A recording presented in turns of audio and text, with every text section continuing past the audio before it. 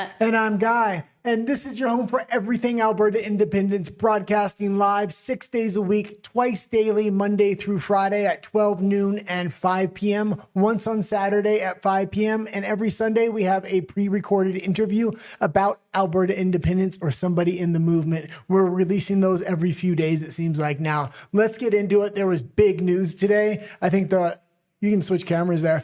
The entire show is going to work a little bit different. We're going to get into the big news, all the different takes on it, what we think about it, what the audience thinks about it, and kind of have a little back and forth here. But before we start, thank you so much for joining us today, especially because of the big news. But again, let's not panic just yet. Before we start, please don't forget to subscribe. It really does help us out. Today, we are going to be reading all the comments, I'm guessing, or as many as we can, because it is important to have the debates and the discussions and get all opinions out there as well. But if you feel really, really inclined and you really want us to read your comment, please, you can always super chat. I'm not functioning today. And we pause the show and we'll read that one first. What else? That's it. We've opened up memberships if anybody wants to support us on an ongoing basis. Okay, let's get into the news. Should I read comments or get into the news? Let's read a couple. Well, let's get into the news just so people know what's going on in case they're not aware yet. Okay. I'll do the breaking news thing. I will say one thing. There's going to be a referendum in Alberta one way or another. The referendum on to separate from Canada or the referendum to separate from Danielle Smith. Danielle Smith has the ability to make the choice here. This is her Michael Jordan moment. This is her Super Bowl moment. If she decides to let democracy go forward, she is going to unify Alberta no matter which way the vote goes. If she decides not to let this question go on the ballot because she wants to delay it through appeals, that's going to be it for Danielle Smith, and there's multiple ways to get rid of her. Extra, extra, read all about it. Extra, extra, read all about it. I've been pretty nice up to this point, so we just need to make it clear to her going forward. We need that on that October 19th ballot for the unification of Alberta itself. And there are right now a lot of questions surrounding. There were two different decisions. There's a little bit of confusion, so we want to try to get into what Keith Wilson said. And first, starting with, interestingly enough, from the BBC for some reason, quote, Alberta judge tosses out petition for province to separate from Canada. Let's not panic yet, though. Well, and this is coming from the same outlet that was claiming Russian interference on an international level just the other day. So very interesting. Let's go into the details. I'm sure everybody knows, but I want to get some people clued in here. See what Nadine Youssef says. An Alberta judge has thrown out a petition seeking for the province to separate from Canada after Indigenous First Nations groups argued that an independent Alberta without their consultation would infringe on their treaty rights. All right, now, number one, are we ruled by the law of the land? Or because there's a clear legal path to an independence petition, and we were using it. Apparently, the First Nations are now like the king of Alberta here, and they decide what goes. The people no longer have a voice. I don't know if that's the case, but we're going to see come October 19th, I guess. The 37-page ruling was delivered on Wednesday in an Edmonton court by Justice Shayna Leonard, who, number one, is not Alberta. Number two, was appointed by Justin Trudeau. Well, and number three, I'm sure she's looking to leave the province at this point. She might as well start packing her bags. It comes after Stay Free Alberta, her and her wife's bags. It comes after Stay Free Alberta, the group behind a citizen-led petition on Alberta independence, said it had gathered more than 300,000 signatures, enough to trigger a province-wide referendum. Justice Leonard paused verification of those signatures pending her decision on the First Nations legal challenge. And we also have to remember there's another 400,000 signatures on the other side. And according to this decision here, it looks like both are invalidated because they're both citizen-led petitions. Initiatives. Justice Leonard paused verification. Oh, I read that one. As part of the decision, Justice Leonard found a failure to consult with Athabasca Chipewyan First Nation, Blood Tribe, Piikani Nation, and Siksika Nation. In the ruling, the judge wrote, as a matter of logic and common sense, there can be no doubt that Alberta's secession from Canada will have an impact on two treaties signed in the 19th century with the First Nations peoples and the Crown. Well, and this is what I was talking about, ceded land. Ceded land isn't necessarily ceded. I know the treaties were signed. They're going to try to go back on those treaties. They're going to say they didn't know what they were signing at the time. There's already precedent in other countries for this. They're going to bring this into Alberta. That's why we need our independence.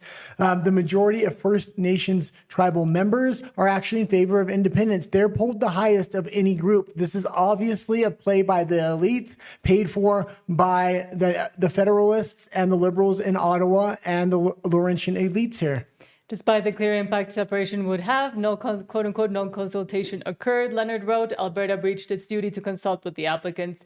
Jeff Rath, a lawyer representing Stay Free Alberta, said in a statement, "We disagree fundamentally with the decision, which appears on its face to violate principles of natural justice and contain numerous errors of law. We have been instructed to prepare and file the appropriate appellate documents." Okay, and we can leave it there. We're going to go into a couple of opinions. Then we're going to get some questions from you because I'm really interested in the reaction of the audience. But then we're going to go into Danielle Smith's live question and answer period that she did just before we went on the show. We're going to show that whole thing and we're going to pause it throughout so we can kind of react to it as well. Mm-hmm.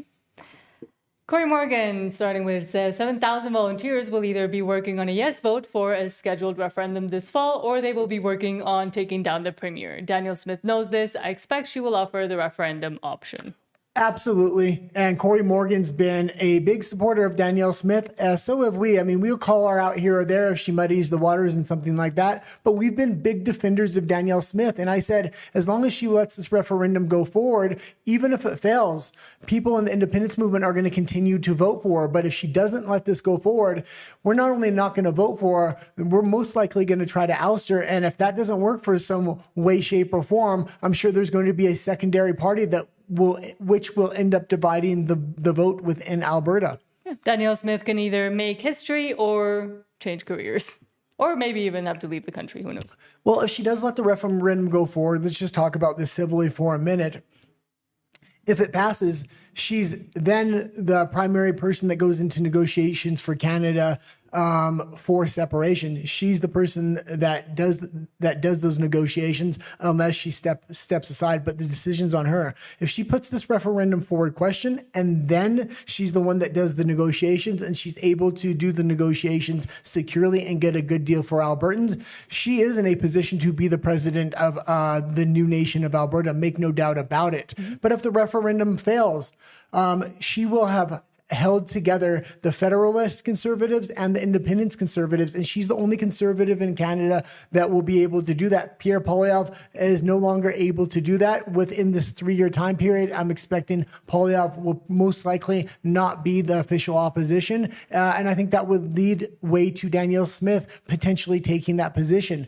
It all rides on this vote going forward. No matter which way it goes, she will be a winner as long as she's the one that proposes the question. This was really a last resort for us. We didn't want it to all go down on one head. We wanted to give Danielle Smith the easy way out, but that time is done. Now it's time to see what Danielle Smith is going to do. Is she going to play ball or is she not? And if she doesn't play ball, she's just going to be another politician in a sea of politicians, another member in the Uniparty.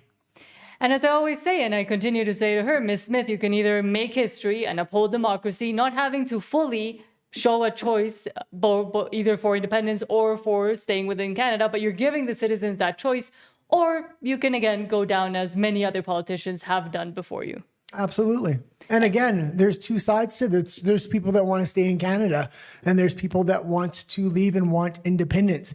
If the people that want to stay in Canada win through that referendum, again, it unifies all of Alberta. If the independence people win, it unifies them in a different way. But it's democracy which needs to go forward here and now rule the day. And it's insane to me that activist judges do continue to rule the day. And as Nayib Bukele always says, if you want to make a change, the first thing you have to get rid of is the judges. Otherwise, you can never make the changes you want to. Well, and I will say she immediately had questions because she was already in a live press conference. So they started coming in very quickly. She must have known this decision was already coming because she stayed cool, calm, and collective and had most of the right answers. Not all of them. Interestingly. But she immediately said this was the wrong decision on a legal basis, number one. But number two, that she was going to appeal it. But if she thinks she's just going to appeal it and this question's not going to appear on the October 19th ballot, that is not enough. Yeah. The knives are out at this point. But let's see what Keith Wilson had to say about it. Keith Wilson says, quote, "My read of Justice Leonard's decision, it does not prohibit an Alberta independence referendum. The ruling is much narrower and merely technical. It says Bill 14's transition provisions did not revive or validate the Sylvester Independence Citizen Initiative petition after the earlier proposal had been rejected. The decision today points to a cleaner, lawful route. The secession referendum needs to be initiated by Alberta's cabinet under the Referendum Act, not through the Citizen Initiative Act. It also makes clear that the government must consult First Nations before the vote in case there is a potential impact on treaty and traditional rights. That means the ball is now in the Smith government's court to set the secession question for the October 2026 referendum, just like the Supreme Court of Canada envisioned in the 1998 reference case." Yeah, the way I see it, it's a win-win-win situation as long as she lets democracy and the question goes forward. It's a lose-lose-lose proposition if she doesn't. So I'm still inclined to think she's going to let it go forward, but by some miracle, she doesn't do it. I think that's the end of Danielle Smith's career there. Yeah. Let's get into some questions, and then we got more articles on this. We'll get more takes on it. We'll give different implications that happen from this, because there is a lot of implications going forward. And we have to remember there was new regulations and laws brought in for any referendums or petitions that go forward. So if we try to bring something else in after this point, if the federal government calls an election, that will automatically null and void those referendums and petitions. So it's going to be very interesting. And also to agree with Morgan there a little bit with the 7,000 canvassers that stood out there in the worst weather conditions, freezing their whole bodies off, being yelled at, spat at, thrown coffee at, with cigarettes burnt on them. That also, if she decides to ignore all of that hard work and all of those voters and that part of her voter base, but also everybody else that supported them, and the 300,000 people, plus the 400,000 people that wanted the question on the other side, then again, it's just showing it would send a very strong and clear message to all Albertans as to what and how she's going to make these decisions. We just watched democracy die in Canada with all these floor crossers. Is it about to die in Alberta too? That's the big question. Pierre Poilievre has 3 years to the next election. I honestly don't think he's going to be able to survive for 3 years, especially in a minority government where it's going to be hard for him to stay relevant. If Danielle Smith doesn't allow this question to go forward, she's no longer going to be relevant. The Liberals will have gotten rid of their two biggest opponents on the other side of the aisle. But now let's go into your comments. Aid 2.0 says, Albertans, get out and buy a UCP membership. Danielle Smith can't sit on the fence anymore. Absolutely. And we need to buy those UCP memberships in mass now, even more than we were before, because this is really going to send a message to her in the politest way possible. Because I know we're sending messages in non-polite ways now. We're being very forward with her, what the future lies if that question isn't on October 19th. And that's what we need to do. I've been very polite up to this point. I said, buy you UCP memberships because that's the politest way to push Danielle Smith in the right direction. But content creators, people on the ground, everybody's raising their voices and just speaking directly, saying, Danielle Smith, do the right thing or there will be consequences. But it's also, in a way, I will kind of disagree with you, because she can't still sit on the, she can continue to say and stay on the path of, I want to uphold democracy. I want the debate and the question to be answered by the citizens of Alberta. And she can still sit on that fence and just say, I just want for both sides to be able to have this debate and this question answered. So in a way, she can still sit on the fence. She doesn't have to go with either side yet, really. And yet it can benefit, independence. Well, it's going to be very interesting because I think you're right now that I think about it. She can sit on the fence by just saying, I side with democracy. We're going to put the question forth, because there was two groups that both wanted this question answered. And if she does that, well, she's in the best possible position there, I think. And I understand that doing it through a citizen-led initiative and through that triggering a referendum was the easiest way for her not to fully get involved. But she has always had the power to put the question on the referendum herself. Herself and her cabinet have always been able to do that. However, she wanted to go down the route of a citizen initiative. So it was the idea of the people and not hers. Well, and you have to remember, if she does go down the path of democracy, what happens here is people on the independent side aren't going to be really hard-nosed at her. But if she puts that question on the ballot, the Federalist side is going to make her the number one enemy. The problem with that for the Federalists is she is their number one spokesman. She does make the best arguments for the Federalists. I've said this for over a week now, especially since she's put out a series of statements, and she's really outlined the best position for any Federalist, because Jason Kenney isn't making a good argument whatsoever. Yeah. So they're going to be pushing their best ally away if she does put the question on there and they take this attitude of she sided with independence. True. Pete says, looks like the Indians are running Western Canada now. Not just Western Canada, I would say. And it's still insane to me that a whole country lets itself be assuaged by their own self-imposed white guilt. And I think that has to be taken away. As someone from the outside that has no real roots or history within Canada, I just lived there for 13 years. It was always crazy to me how much power that teeny tiny small group and minority has, because they've allowed themselves to be used by others to just push around whatever they want to be able to push around. Well, let's talk about this. And I've been the one talking about we need to open up a national conversation with people in Quebec. And Quebec is definitely going to weigh in on this, because they weighed in last week when the federal government tried to play around and say, oh, you need a 60% vote, not a 50% plus one. Quebec is watching.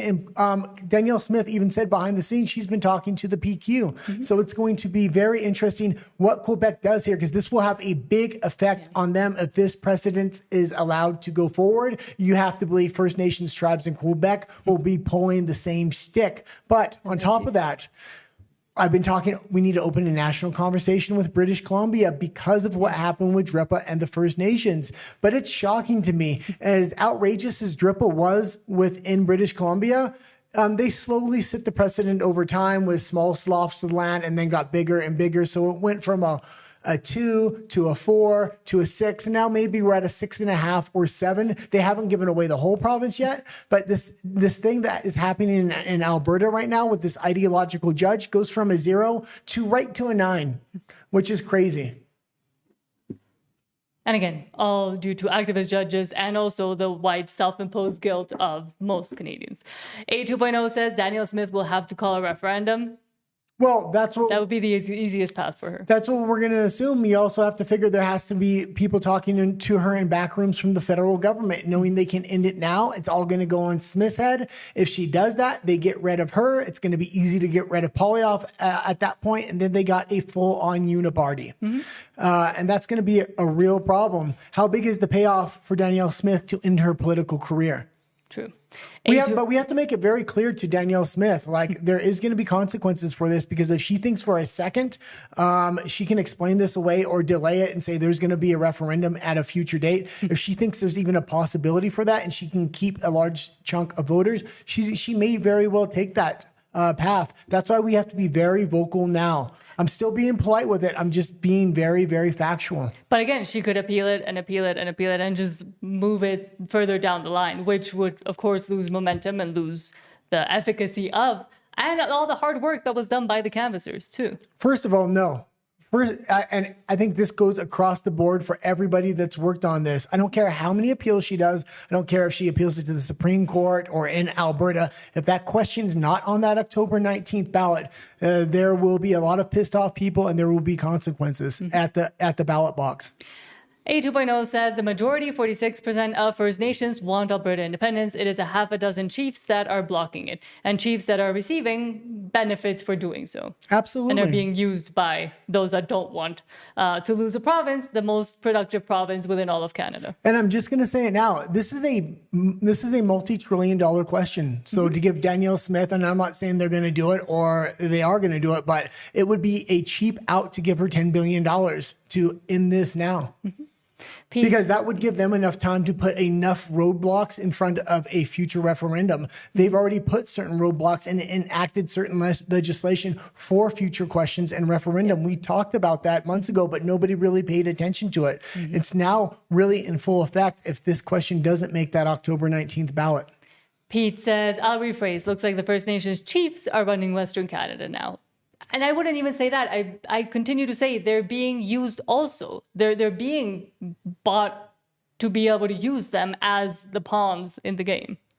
I would agree with him there. This is absolutely ridiculous. And I'm going to make a call. No, I agree. And we did make the plea to First Nations before, and they did respond in kind, and we appreciated that. We need First Nations members to speak up now that want their own independence from these tribes, want to own their own land to pass down to their own children going forward. We understand there's a rift within First Nations as well. There's your own independence style movement you have going there. We need you to stand up and raise your voice. We also need to Quebec to raise their voice, because the federal government responds to Quebec in kind, where they step all over Alberta and Western Canada, and it's going to affect Quebec immensely, however this kind of breaks down in Alberta. Mm-hmm. And thank you so much to Stephen Jensen for the $1 Rumble Rant saying hi. Thank you. Thank you. Maisel Toad says, do you have some good analysis on what this actually means? I just don't want to go running around panicking like a headless chicken, like we are prone to do sometimes. And that is one of the first things I told you. Like, we have to sit down and fully analyze what this means, see what Keith Wilson says, what other lawyers are saying. It's obvious what this means now, and I've been analyzing this for a long time. I had been laying out every strategic option that we had going forward. If they blocked one path, we had another path. If they blocked another path, we had this path. We're now on the last option. This is the nuclear option, where it all lands on one person's head, which is Danielle Smith. Her decision going forward will dictate whether there's a question on October 19th. And we have to make it very clear. We have multiple options in regards to Danielle Smith if she does not put this on the referendum ballot. And we like Danielle Smith, but we're only going to continue to like her if she puts this on that this on that ballot. Troglodyte says, Keith Wilson wrote a good post. Hope NNG read it. We just did. Sean B says, time for Smith to get off the pot. Again, she can just say, I want to uphold democracy. Yep. That's all she has to do. It's that simple. And she actually has the easiest path, because she can not only say she wants to hold up democracy, she can point to Quebec and the legal path that has been put out by the federal government and the ideological ruling from a judge as well. And she already started pointing out and kind of building the case today. And I think she's going to try to build the case over maybe the next week. There comes a certain point within probably the next 30 days, she is going to have to make that decision. But it seems even today, she was directly asked in a live press conference about this, and she was already prepared, laying the case out. So we'll see what happens. Maisel Toad says, who was saying First Nations people wouldn't be consulted? And then A 2.0 says the vote in itself is consulting First Nations. Exactly. And letting them vote. And that's what, remember what Keith Wilson kind of pointed out here. It doesn't affect First Nations anyway. They keep the same treaty, whether it's with Canada or if they want to transition that treaty over to Alberta, or they have a third option where they can renegotiate that treaty, but it's up to each tribe within Alberta itself. The problem with that is it brings up a lot of questions between the members and the First Nations themselves, saying, we want a new deal. Yeah. We don't like the deal that the First Nations elites have been giving the members. And that's what's coming up right now. And that's why I'm guessing there is so much support for Alberta independence from First Nations members and people themselves, because it would allow them to also revisit their relationship with their own chiefs. Yeah. Okay, let's go into a couple more questions, and then we're going to go into Danielle Smith's live press conference where they were talking about different school agendas, school rights, things like that. And then the live press conference happened after, and it was nothing but questions about Alberta independence and the ruling that came down today. Yeah, after the ruling came down. Troglodyte says First Nation chiefs are co-opted. Wonder what Carney has promised them. They've been promised a lot of things for a long time, but not for the people. Pete says, here's a referendum, Alberta judges elected in Alberta. Exactly. And thank you so much to Stephen Jensen for the $10 Rumble Rant thing. Thank you. Hold on. Pinocchio Lacombe UCP Canada meeting tomorrow is going to be more important than ever now. I urge everyone with a UCP membership to show up and let your voice be known on this subject and the consequences. And Steve, if you have the address for that, the time and everything like that, please post it in there. Well, I'm guessing the members would know. I'm sure they got an email. We want new members there. We want people outside the door there. We want people protesting there. We need to send a message peacefully. We need to send a message in every single way possible, because this is the nuclear option. This is the last option. And I had always said we didn't want it to come to this, but now it kind of is. And Smile to Life Every Day says, Danielle Smith is a huge disappointment. But I don't know yet. Not yet. I wouldn't say that yet. And that's the thing. The only thing she has to do is say, I'm going to put that question because so many people want it answered. I'm upholding democracy. I'm not choosing a side. She can make history doing that, or she can find a new career. Yeah, and the way she's not going to say, no, I'm not going to put it on, but she's going to say, well, we're appealing it. We're appealing it. So then it's going to delay it so we don't get on that October 19th ballot. And that's a decision that's a line too far for every single person, not only in Alberta independence, but even a lot of normal conservatives are going to say, this isn't democracy. Democracy's been stepped on a federal level. If this happens in Alberta too, there needs to be consequences. You're going to see an Independence Party rise from this if she doesn't allow democracy to rule the day. And she's not going to be a part of it. Well, and let's go into a live press conference now, because this was very interesting. Because I don't know if you do want to go to that first, or because Eva Chipiuk also did a good breakdown of it as well. Eva Chipiuk says, today's ruling by Justice Leonard essentially found that the citizen-led independence petition process cannot proceed because the government did not fulfill certain constitutional responsibilities owed to First Nations. But here's the important point. The Alberta government did not initiate this petition process. Citizens did, through a lawful statutory mechanism created by the legislature itself. So how does a court conclude that the government failed to fulfill duties that had not yet even arisen or being carried out, particularly when the government itself had not initiated the referendum process? It is also important to understand that the Alberta government has always had the ability to call a referendum on independence at any time if it chose to do so. This is not in dispute, and it was not the legal question before the court in this case. Nothing in today's ruling prevents the Alberta government from calling the very same referendum itself tomorrow. So think about that carefully. A citizen-led democratic process established by law is effectively halted, not because citizens fail to follow the legislated process, but because of obligations assigned to the government itself. Yet the government retains the full ability to ask the same question directly. Courts and those in government must always have regard to the overall interests of justice, including democratic participation, which they don't care about. That's not useful to them. The integrity of legislated statutory processes and public confidence in lawful democratic frameworks established by the legislature. I figured it would be appropriate to reflect on a few words from the Supreme Court of Canada saying, quote, liberal democracy demands the free expression of political opinion, and political speech lies at the core of the Charter's guarantee of freedom of expression. The court further affirmed that the freedom of expression includes the right to attempt to persuade through peaceful interchange. Harper versus Canada.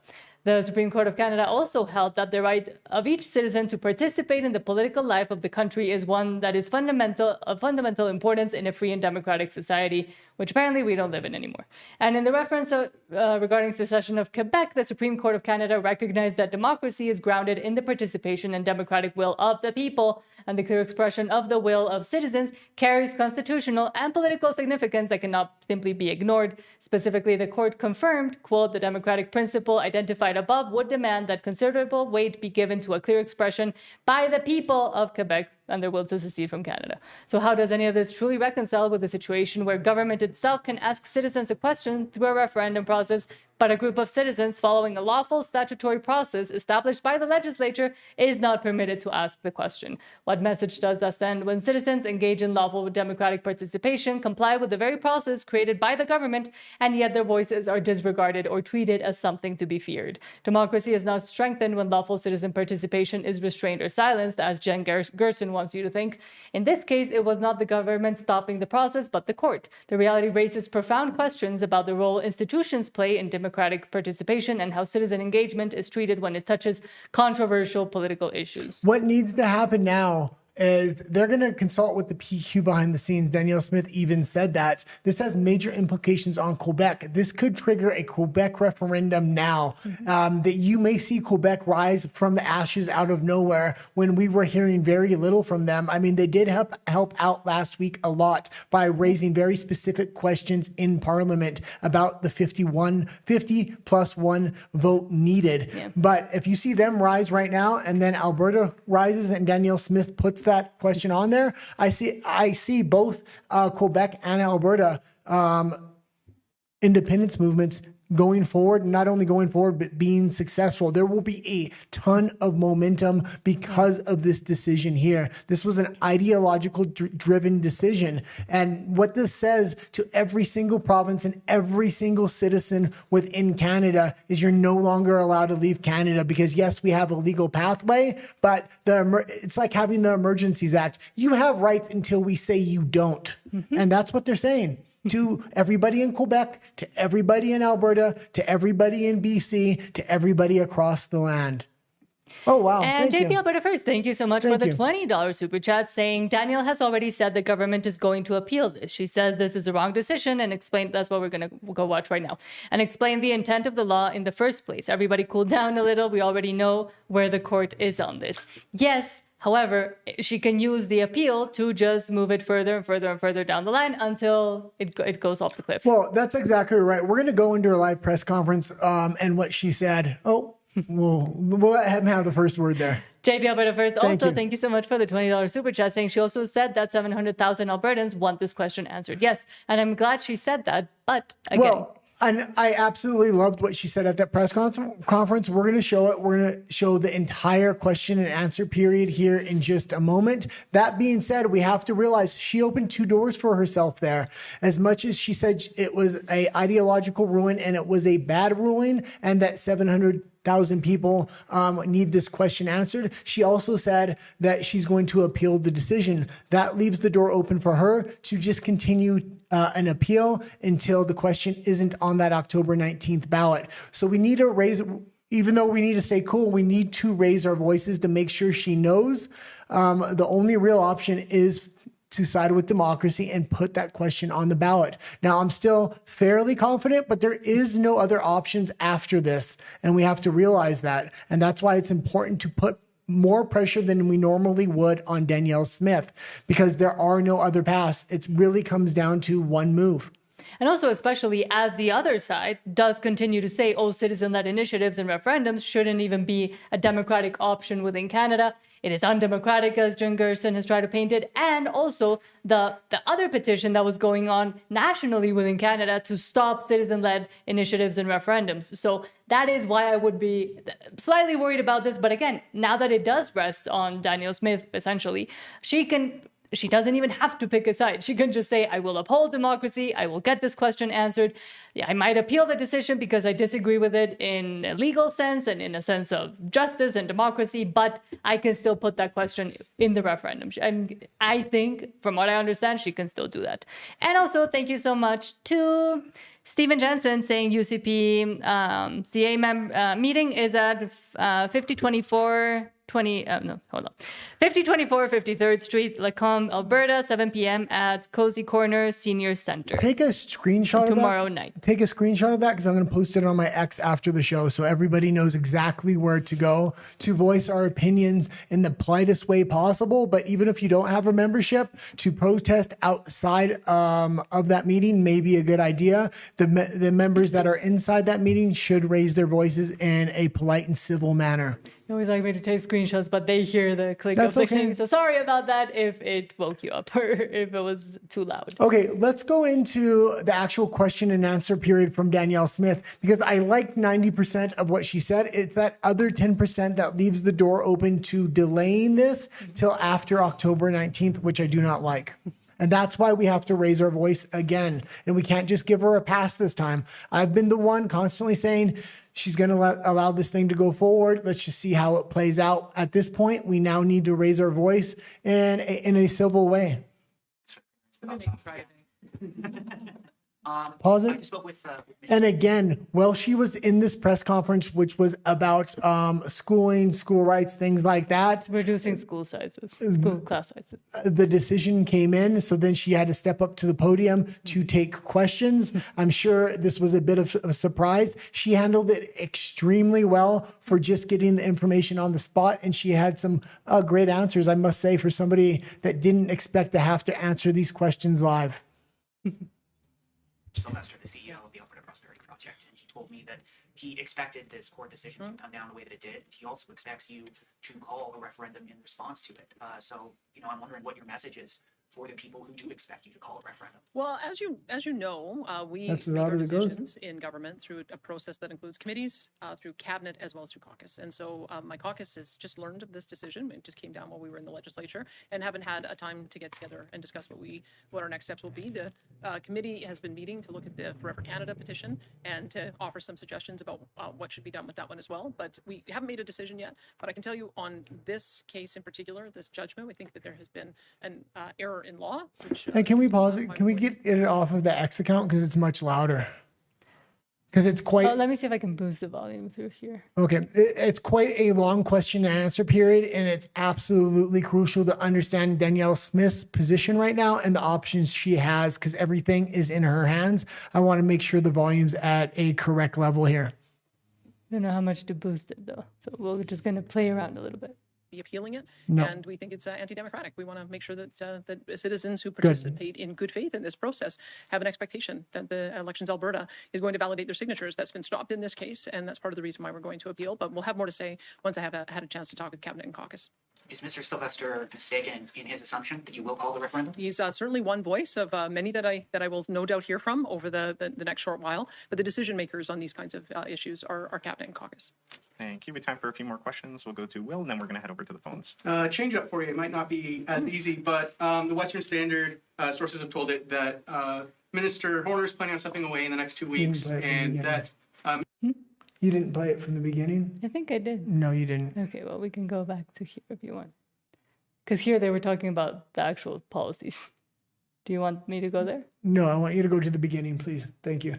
The beginning of the whole conference? No, the beginning of where Danielle Smith talks, please. That's what I'm trying to figure out. You can see when she comes to the podium. Right there, yes. Of course, one question, one follow-up, and to state your name and outlet before asking your question. Could I see a show of hands again? We'll go to Jean-Emmanuel first, and then we'll go to CBC. Yeah. Hi, Premier Jean-Emmanuel Fortier with Radio-Canada. Off-topic question of the announcement today. Will you put the referendum question to the ballot as a government question after the ruling today by Justice Leonard?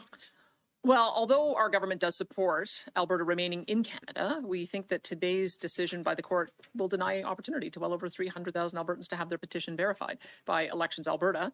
We think that this decision is incorrect in law and anti-democratic, and we will be appealing it as a result. Our Cabinet and Caucus will, of course, be meeting in the next couple of days to discuss the full context and make some decisions after we've had a chance. And pause it there. Fact. She's going to be meeting with the Cabinet and Caucus to make decisions. They're going to be talking about how many independence members are within the UCP, how will this affect the vote and the election if she doesn't put this on the ballot. She's going to be looking for every way kind of around this. We need to let her know we have a lot of members with inside the UCP, and there will be consequences to this. They're going to be pondering this question long and hard. Also, an appeal isn't enough. Appeal is just going to waste time and avoid the October 19th date. That there are hundreds of thousands probably of Albertans who believe that should have been put to a question as well. And the fact that the justice decided that there needed to be consultation. It's unclear what that means exactly in the future. What does it say about the fact that independence movements, or just the question of independence movements in Canada, moving ahead? Is Canada, I don't know, a prison that you can't get out of with any other means? Well, I guess we will have to talk with our Quebec counterparts to see what they think about this kind of ruling. I would say that it is a single judge who's made a decision, and we have now 700,000 Albertans, whether they're on the Remain side or the Leave side, who've said that they want to have this public debate. So our citizen initiative petition was always meant to be very permissive, and we kept on having to modify it to ensure that that permissive quality was in there. We want to hear from Albertans. That's what we think democracy is. And we'll be meeting with our caucus and cabinet to further review the decision and decide next steps. But as I say, since we believe that this one is incorrect in law and anti-democratic, we will be appealing it. And pause it there. We'll go to Julie. And she said they would have to consult with their Quebec counterparts. What she's talking about there is she wants to allow democracy to go forward and put that question on the ballot, but she needs some cover, and that cover is going to come from Quebec, saying we cannot set this precedent and break the law that's been put forth previously by the Supreme Court and and by the courts of Canada. So she's looking for Quebec to kind of raise their voice and back her up on a legislative and legal path to uphold democracy. Because if she says, I'm going to uphold democracy, and she's out there on a limb by herself, it's going to be very hard. Pierre Poilievre may even kick her out of the party. There may be other pressures on her. That's why she needs to consult with Quebec. This is why I've been saying we need to raise a national conversation constantly. And this is why I've been trying to call on Quebec to kind of give their opinion and other things, not on Alberta independence, but their own independence movement. Because even though they're separate movements, they're going to be forever interlinked legally and on a sense of precedent. Yeah, then we'll go to Cindy. Julia Wong, CBC National. Premier, I know that you said that you're going to be meeting and discussing next steps. Last week, we heard from Mitch Sylvester that if this court challenge was successful, he would tell people to sign up for the UCP membership so that they could try to force your hand. And we just seen this question, so we're going to fast forward through it. So my question is, in a very detailed way with all of the leadership along that pathway. And at some future point when the project is submitted for consideration in June, then the form is what or the She's committee talking is about grappling the with. class sizes. Do you want me to? No, just let it play, please. Thank you. Right He now, gets stressed. since he seemed to have Sorry, it's an important, this is probably the I know, most but I was important trying to press get- conference for Alberta trying to get independence. back to where we were. So I'm letting the committee do its work. They've had a chance to be able to talk to officials and lawyers, and I'll be consulting with them on what they think the path forward should be on that particular one. But again, it will ultimately, just by the nature of how you get a petition question on the ballot, it has to be passed through cabinet. So ultimately, it will come through caucus and cabinet, and we'll see what caucus and cabinet decide at that time. No decisions have been made yet, but we certainly are continuing to hear from a number of parties on it. And pause, and people need to start reaching out to their politicians within Alberta and let not just Danielle Smith know there's going to be consequences if this doesn't make it onto the October 19th ballot, but every single UCP member is going to lose votes. This will affect the UCP broadly with inside Alberta. Mr. Nicolaides on today's announcement. So in budget 2026, you had, I believe, there was a commitment of 1,600 teachers for the fiscal year. And now you're hiring 1,400 teachers. Is that 1,400 teachers on top of the 16,000? So that makes it 3,000 for the school year. And how many of those teachers have you hired so far? Yeah, when we make And the pause it for a estimation, second. And again, this was a press conference about schooling. They did not expect to answer questions about independence. They're going to go back to independence in a moment. I don't want to skip any of the press conference, so we'll just listen to him answer this before Danielle Smith takes the podium again. There's another thing. This happened kind of last minute before we went on the air. I'm going to be looking for the numbers of people that we want to complain to or we want to voice our discontent with, just to do it in the most civil and polite way. But we need to let politicians know we want democracy to go forward. We're going to have that on tomorrow morning's show. The contact numbers and emails people can call to make sure that pressure can be applied in a civil way. That's based on how much funding is being provided to school divisions and what we anticipate will be hired. So that's a collective number based on all of the funding that's being provided. So that would include today. In terms of hiring, I will be getting an update later this month in terms of some of our progress with respect to our complexity team. So I will have some more details to provide towards the end of the month or early next month. These are mostly for next year. And pause it really quick. And we'll take the super chat right before we go back to the press conference. Maybe now we have to go to the bathroom. Okay. So I'll take the super chat. I got to let the dog use the bathroom real quick. JP Alberta First says the UCP, thank you so much for the $5 super chat, and says the UCP and the CPC are not connected at all. Pierre has no say. No, but he might have a little bit of sway. And that is the issue. And that is why I would also be interested at least to know if there are any backdoor conversations from the federal government in a way to pressure Danielle Smith. While it's not maybe a full connection, there could be conversations that go on or consequences that might go on at a further national level. That's all I would be worried about as well. Hold on. Thank you so much to Stephen Jensen for the $5 Rumble Rant, saying it is time to blockade Edmonton until a question is put on the ballot. I don't know if that might be the best idea. Shut Edmonton down. It's time Danielle learns what an angry electorate looks like and who really is in charge of this province.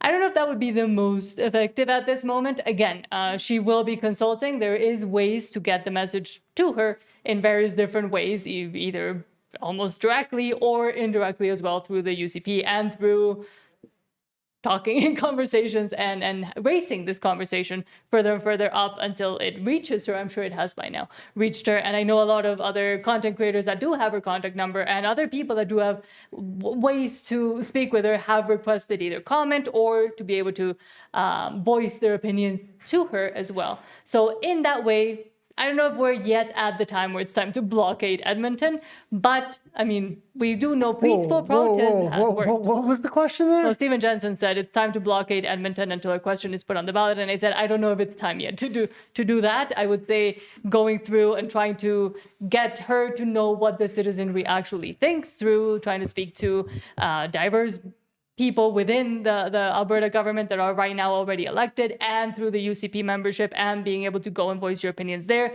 And also, I mentioned there are journalists and other content creators, etc., that do have the ability. And I'm just saying this because I saw that Derek from Unacceptable French said he was trying to reach her, get her comment, or at least get her to know and to watch the video that he published earlier today. So there are ways to get that heard before.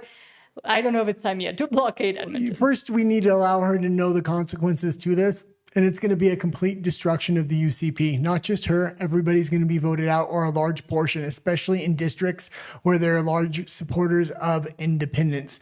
We have to allow her to have a little bit of time to get this question on the ballot. But as it comes close to the deadline where we can no longer get the question on the ballot, I would be thinking about that secondary option, much like they did within Ireland recently. They had national strikes, national protests where people refused to go to work, things like this. I mean, we have to be thinking of all the options here. The first option is to raise our voices and make sure Danielle Smith knows there's consequences. I have a feeling she's going to put this on the ballot, but we can't allow her to take it to the last possible day. We have to, at least 2 weeks before the final deadline, we have to start using other options other than just raising our voices. That does not mean getting violent in any way, shape, or form. This means strikes, protests, things like this. Which we have proven we can do through the Freedom Convoy. And again, strikes and protests are legal means to apply pressure. Mm-hmm. But again, I don't know if ramping it up to 100 right now Not yet. is the effective Not yet, tactic. because right now we're still in a decent position. I liked her statement and what she said as well. And that is where with JP Alberta First Super Chat, I will say, yes, she said she wants to appeal the decision. She understands that it seems unlawful, at least to her. That's the answer we just saw her, the question we just saw her answer. But with that appeal, again, it could be moved further and further and further down the road, unfortunately.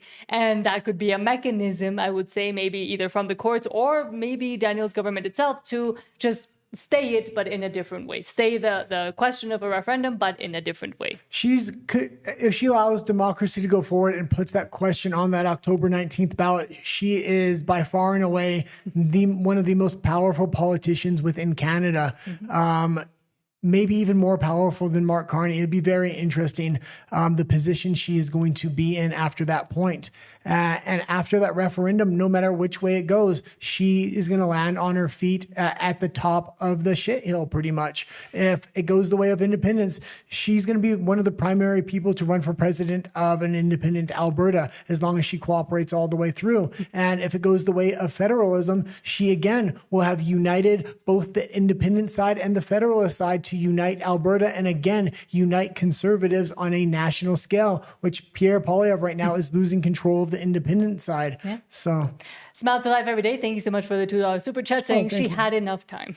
And I think everybody in the hardcore independent side like us think the same thing, but we really don't want to ramp up to 100 and then fall flat on our face. We want to take the appropriate steps in the appropriate timeline to get the maximum result, and the maximum result is to get that on the October 19th ballot. Yes. Let's go back to her live press conference. This question was short, so it'll just go back to her in a minute. 1,400 that we're hiring are for the 26-27 school year. So on top of the 1,600? The 1,600 are for the 26-27 Let school. me pause it for a second. Sorry, what an idiot what an idiot journalist asking a question about the schools. Well, I mean, that's what she was there for, but I don't care what she's there for. You have the most important news inside of Alberta, possibly ever. Canada. And inside of Canada, this is going to make national news all over the place. And you chose to ask a question about schools? again, she probably she was being told, I'm guessing, by her superiors to ask a question about schools, but I'll give her the benefit of the doubt. 1,000 in total? No, the 1,600 is the total amount. Okay. Yes. Just wanted to confirm. But we do have the Bill 2 commitments, of course, which are 3,000 over 3 years.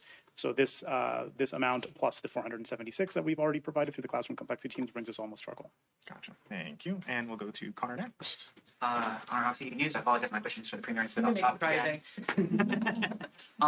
I just spoke with Mitch Sylvester, the CEO of the Alberta Prosperity Project, and he told me that he expected this court decision to come down the way that it did, and he also expects you to call a referendum in response to it. So, I'm wondering what your message is for the people who do expect you to call a referendum. Well, as you know, we make our decisions in government through a process that includes committees, through cabinet, as well as through caucus. And so my caucus has just learned of this decision. It just came down while we were in the legislature and haven't had a time to get together and discuss what our next steps will be. The committee has been meeting to look at the Forever Canada petition and to offer some suggestions about what should be done with that one as well. But we haven't made a decision yet. But I can tell you on this case in particular, this judgment, we think that there has been an error in law, which is why we're going to be appealing it. And we think it's anti-democratic. We want to make sure that that citizens who participate in good faith in this process have an expectation that the Elections Alberta is going to validate their signatures. That's been stopped in this case, and that's part of the reason why we're going to appeal. But we'll have more to say once I have had a chance to talk with cabinet and caucus.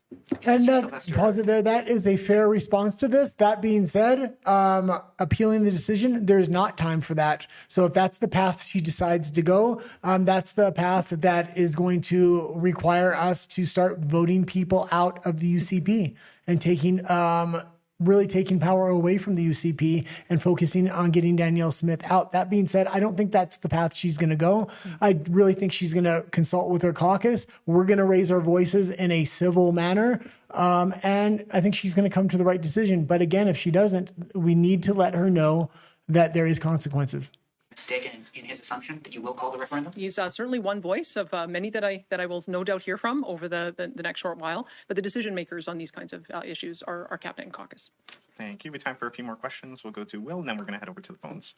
Change up for you. It might not be as easy, but the Western Standard sources have told it that Minister Horner is planning on stepping away in the next 2 weeks, and that Minister Nixon is in line to fill his role as finance minister. Can you confirm something on that? Well, I know there's always rumors that go around the legislature building, but what I will say is if I make changes to cabinet, you'll find it in a press release, and then you will have a chance to ask me about that then. Can you confirm whether or not Mr. Nixon is in the running for that? As I said, that if there is a cabinet shuffle or a cabinet change, then we'll do a press release and you'll be able to have a full opportunity. And pause it. The next question, I believe, is from Rebel News on the phone. So. We're going to head over to the phones now for a couple more questions. Operator, could you put through our first caller, please? We have a question from Angelica Toy from Rebel News. Your line is open. Good afternoon, Premier. Quebec has had 2 referendums on independence, and there was a national referendum on the Charlottetown Accord. Do you think that Albertans are treated differently than other Canadians? Well, that's why I think Quebec is going to have a great interest in this lower court decision today, because I think that we all have an expectation that our democratic rights are going to be respected. I think we all have an expectation that each province is going to be treated the same, and that the Constitution is meant to govern the relationship between Canada and the provinces. The Clarity Act is also another piece of legislation that is meant to govern these things. And so that's why we think there may have been an error in law and why we are going to appeal it. And we'll be talking with our counterparts in Quebec about what they think about it as well. Pause it one more time. And she keeps talking about talking to the counterparts in Quebec.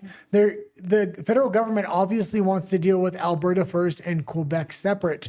Second, if a precedent is set where First Nations can block a referendum in such a case as Alberta, they'll be able to do it in Quebec. Quebec may make a deal behind the scenes saying, Danielle Smith can appeal it. the court system needs to fix that immediately, and then Alberta can have their referendum, and then we'll have ours at a later date if they fix it and open up a legal pathway. If they don't open up a legal pathway, Quebec may say, we're both going to hold our referendum at the same time, and that would blow up in the federal government's face. That's why it's very good to hear that Danielle Smith is consulting with people in Quebec. It gives maximum leverage and the most options. There's a ton of options if they're talking to Quebec behind the scenes. And we also have to remember the party coming into power in Quebec is an independence party as well, although it is from the left. Amazing. And I just have a follow-up. There have been allegations of outside interference in the referendum. RCMP have said there is no evidence of Russian interference. But do you think there has been interference by other outside parties like, say, the Toronto CBC or the CTV? Well, I think that we have to sort of separate two different things. There has been in the past foreign interference by state actors in nomination campaigns. That has been confirmed by CSIS, and that is part of the reason why we take this very seriously. And we want to make sure that there aren't any state actors who are participating or trying to change the results or impact the results of any future referendum campaign. So that is one thing that I would say. We have not seen any from the RCMP. They've not seen any credible evidence that that is the case. There is another type of influence campaign that happens with bots and pushing narratives. And we've been accustomed to watching this over probably the last 10 years, and maybe with the bot farms becoming more automated with AI, perhaps we're seeing more of that kind of influence campaign.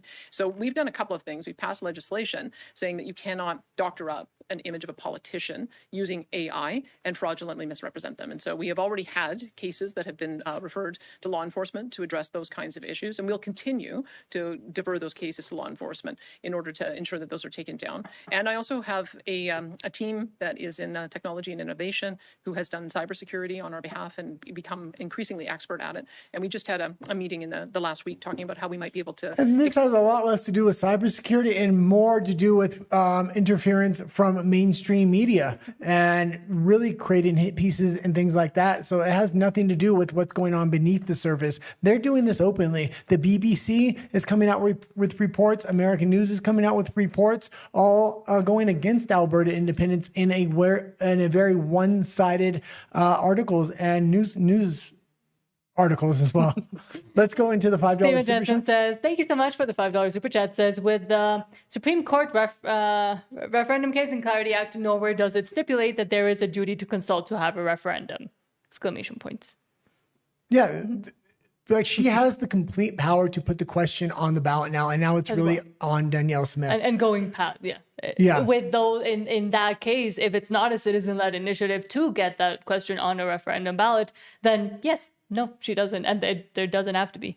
Yeah, she has 100% power to put the question on. Actually, that's supposed to be the path that's normally taken. The citizen-led initiative was just a way for citizens to bring questions, so people felt like they were part of the democracy. Obviously, part of the democracy has failed now, so now it's really up to Danielle Smith to take the only legal path forward. Mm-hmm.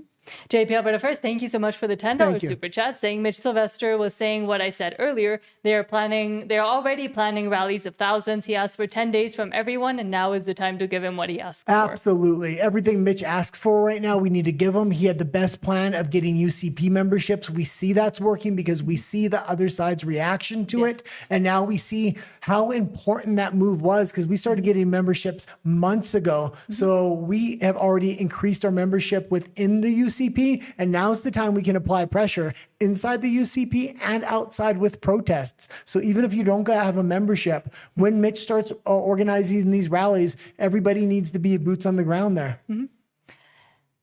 Okay, but not right now blockading Edmonton tomorrow. No, for I'm example, not saying, it has to hold be. on, nobody said No, but because of what Steven Jensen nobody's saying blockade. We're just saying peaceful protest outside these UCP meetings and show of force and these caucus meetings as well, because she said she's going to gather a caucus. Wherever she gathers her caucus, we need a large contingency of people outside with big blue flags. And saying, we just want to be able to ask a question.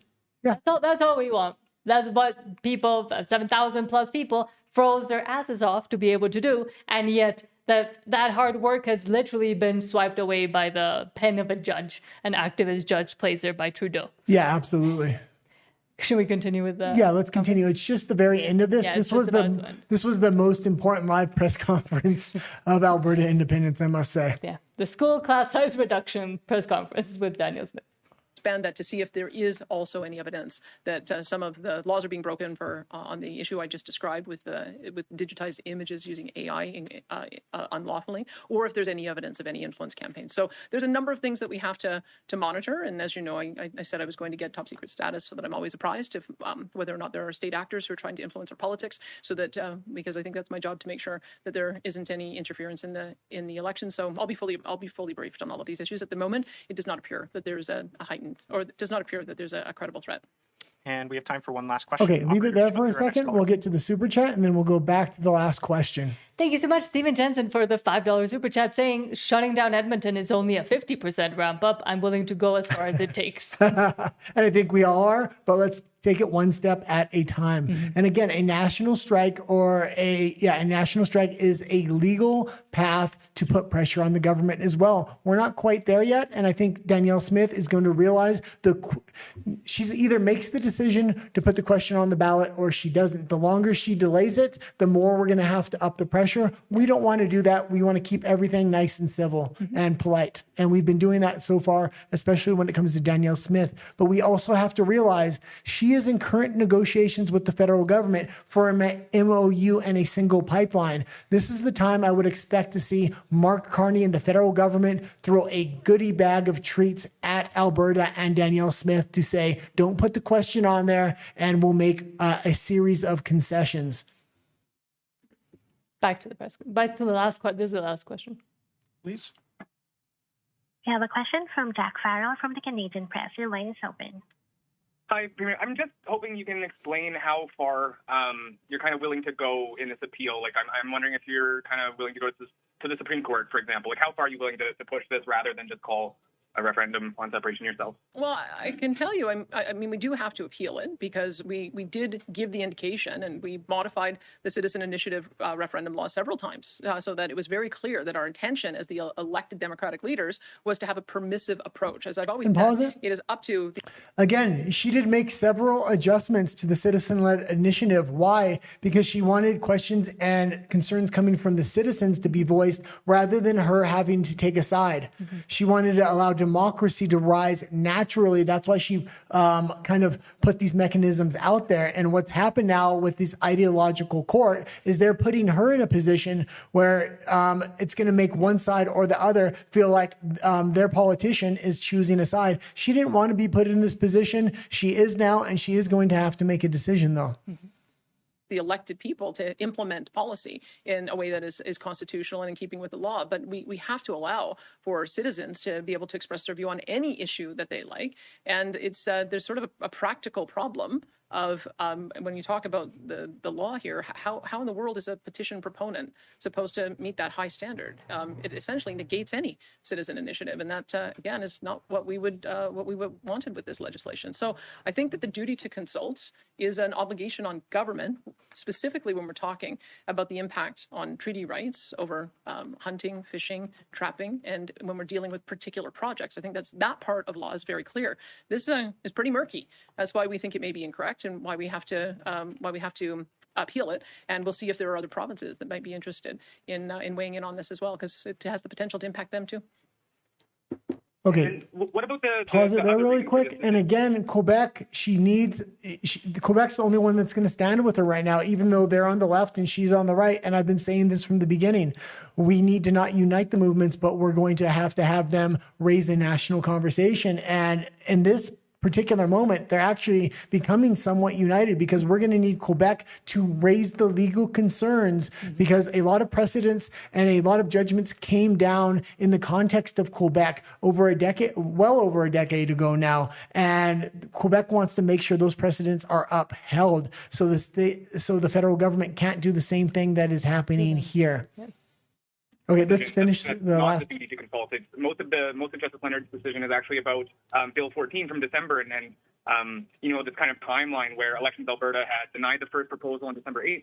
Bill 14 came into effect on December 11th, which therefore made the separatist proposal ineligible under the kind of transition period. Do you think that this decision is essentially a result of kind of the miscommunication between what the government still meant and wanted to get done and Elections Alberta. Well, I'll let the lawyers deal with that, but my understanding is that what happened is that the group then resubmitted their question and restarted the process once our new legislation came in. So they restarted under existing legislation that we had modified. So I guess that's going to be a question for the court. That's why we think it may have been incorrect in law, in part, and why we are going to be appealing it.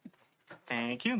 And again, she is making an appeal, and if an appeal comes back extremely quick, which is possible, then that gives her the option to say there's no way for any citizen-led initiative to actually take action within Alberta. So now I'm going to be forced to have to take the other pathway because I have a mandate of 700,000 signatures sitting in front of me that want this question answered. So if the appeal comes back quick enough, that gives her enough cover to say, yeah, I'm going to put this on here and it has to be put on here. But even if it doesn't come back, we can't allow her to delay. We need an answer on this question, and in quite a quick fashion. I would say within the next 2 to 3 weeks at most.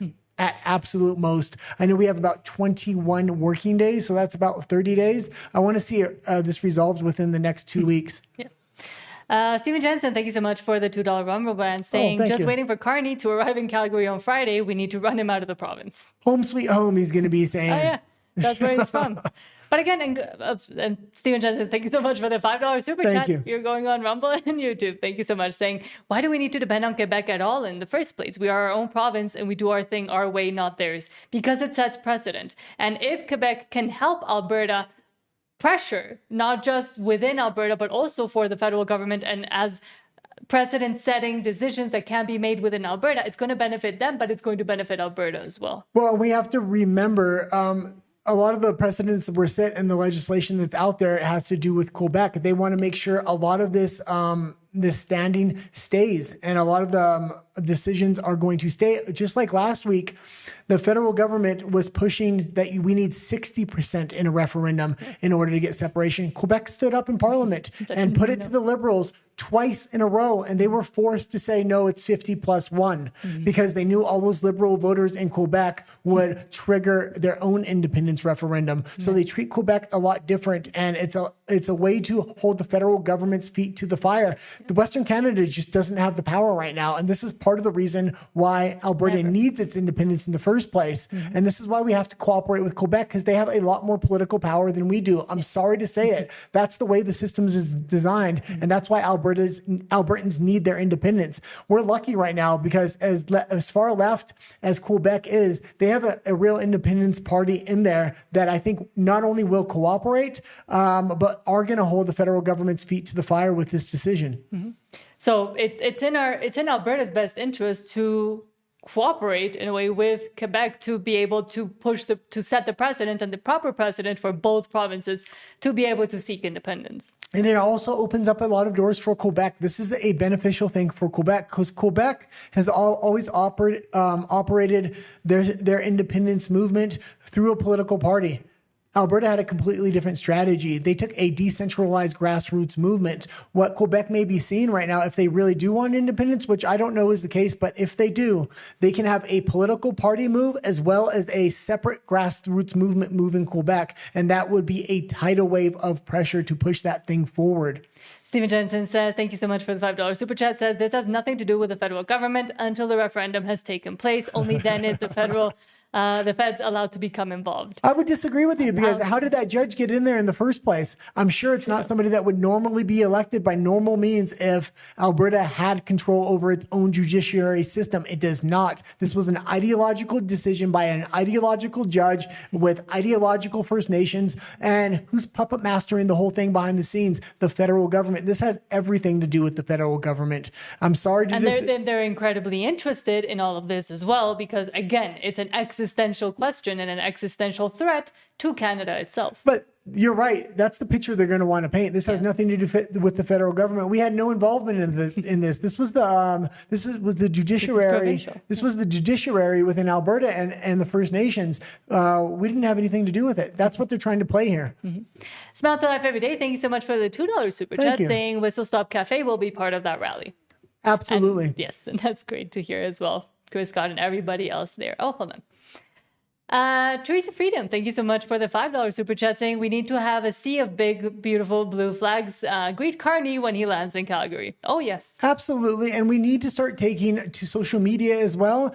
I understand people are going to be on the ground protesting, but we're going to be home at night and we need to continue the pressure online. This means every CTV, every CTV article posted on YouTube or X, we need to flood the comment section until they shut down the comments. They have a history of shutting down comments, but everybody knows what it means when they do. So we need to hit up all media right now online. If there's a comment section, flood it. Alberta independence, democracy needs to rule the day. October 19th, Danielle Smith, whatever it is, we need to make sure our voices are heard in every single online space and every single space in person as well. Yes. Okay, let me go to the regular comments because I can't bring them up right now because there's so many. Of course there are, but I want to be able to read them all. Yeah. William Robel says, none of the guy, how are these chiefs going to hold on to their power following the strong support for Alberta independence among the members of the tribe's bands? Question. They already have the system absolutely rigged. I was watching the interview that Jason Levine, I think, did with Darren, I think his name was, and he's in favor of independence, and he said 40% of the people he knows are in favor of independence. Rebel News had the poll that said 46% of First Nations are in favor of independence. They're gonna the First Nations elites. Darren was actually talking about this a little bit, and they have it rigged with the way they already stay in power. And there is a push for a First Nations independence movement as well. A lot of First Nations want to own their own part of the reservation and their own land to pass down to their own children, because right now it's all held by the elites within the tribe and the band itself. And it's not a very democratic process, I'll say, either for the chiefs. A 2.0 says, ideally, she should just call the referendum and let the federal government fight Quebec with that question. Yeah, I think she's going to consult with Quebec, have Quebec hold the federal government's feet to the fire so they stay a lot more silent than they would if she just put the question on the ballot. If she puts the question on the ballot, federal government's going to raise hell. If Quebec tells the federal government first, if you're going to break all this legislation and our path to independence, we're going to hold an independence referendum at the same time as Alberta, and we already have consulted with Danielle Smith, and she's going to put it on the ballot now. Pete says, how do you consult the chiefs and have the referendum? They'll always say no. And that's more stopgaps in the way of actually having that citizen-led initiative if you... And again... Listen, this whole thing was a bunch of BS to avoid the question on October 19th. This is just an excuse so the question isn't put on that ballot. All the excuses are gone now. There are no more excuses. It comes down to the nuclear option. It's all on Danielle Smith's head. Either she puts it on the ballot or she doesn't. There are no other paths at this point. So we need her to put it on the ballot. That's why we're raising our voices. There's no more excuses for the federal government to make at this point. It's time for a power play. Sean B says, grifting chiefs are stopping pipelines and now stopping referendums. Time to put them in their place. And time to get rid of the self-imposed white guilt that has dominated Canada for way too long. Well, and I'll also say this. I'm calling out to the First Nations to kind of raise their voice for a second time, to say they want independence. Put videos online, make statements, let the general public know that you don't agree with what the chiefs done. And I'm going to say this in return. We want to support you with your own independence movement to get your land rights that you've never had from the band itself.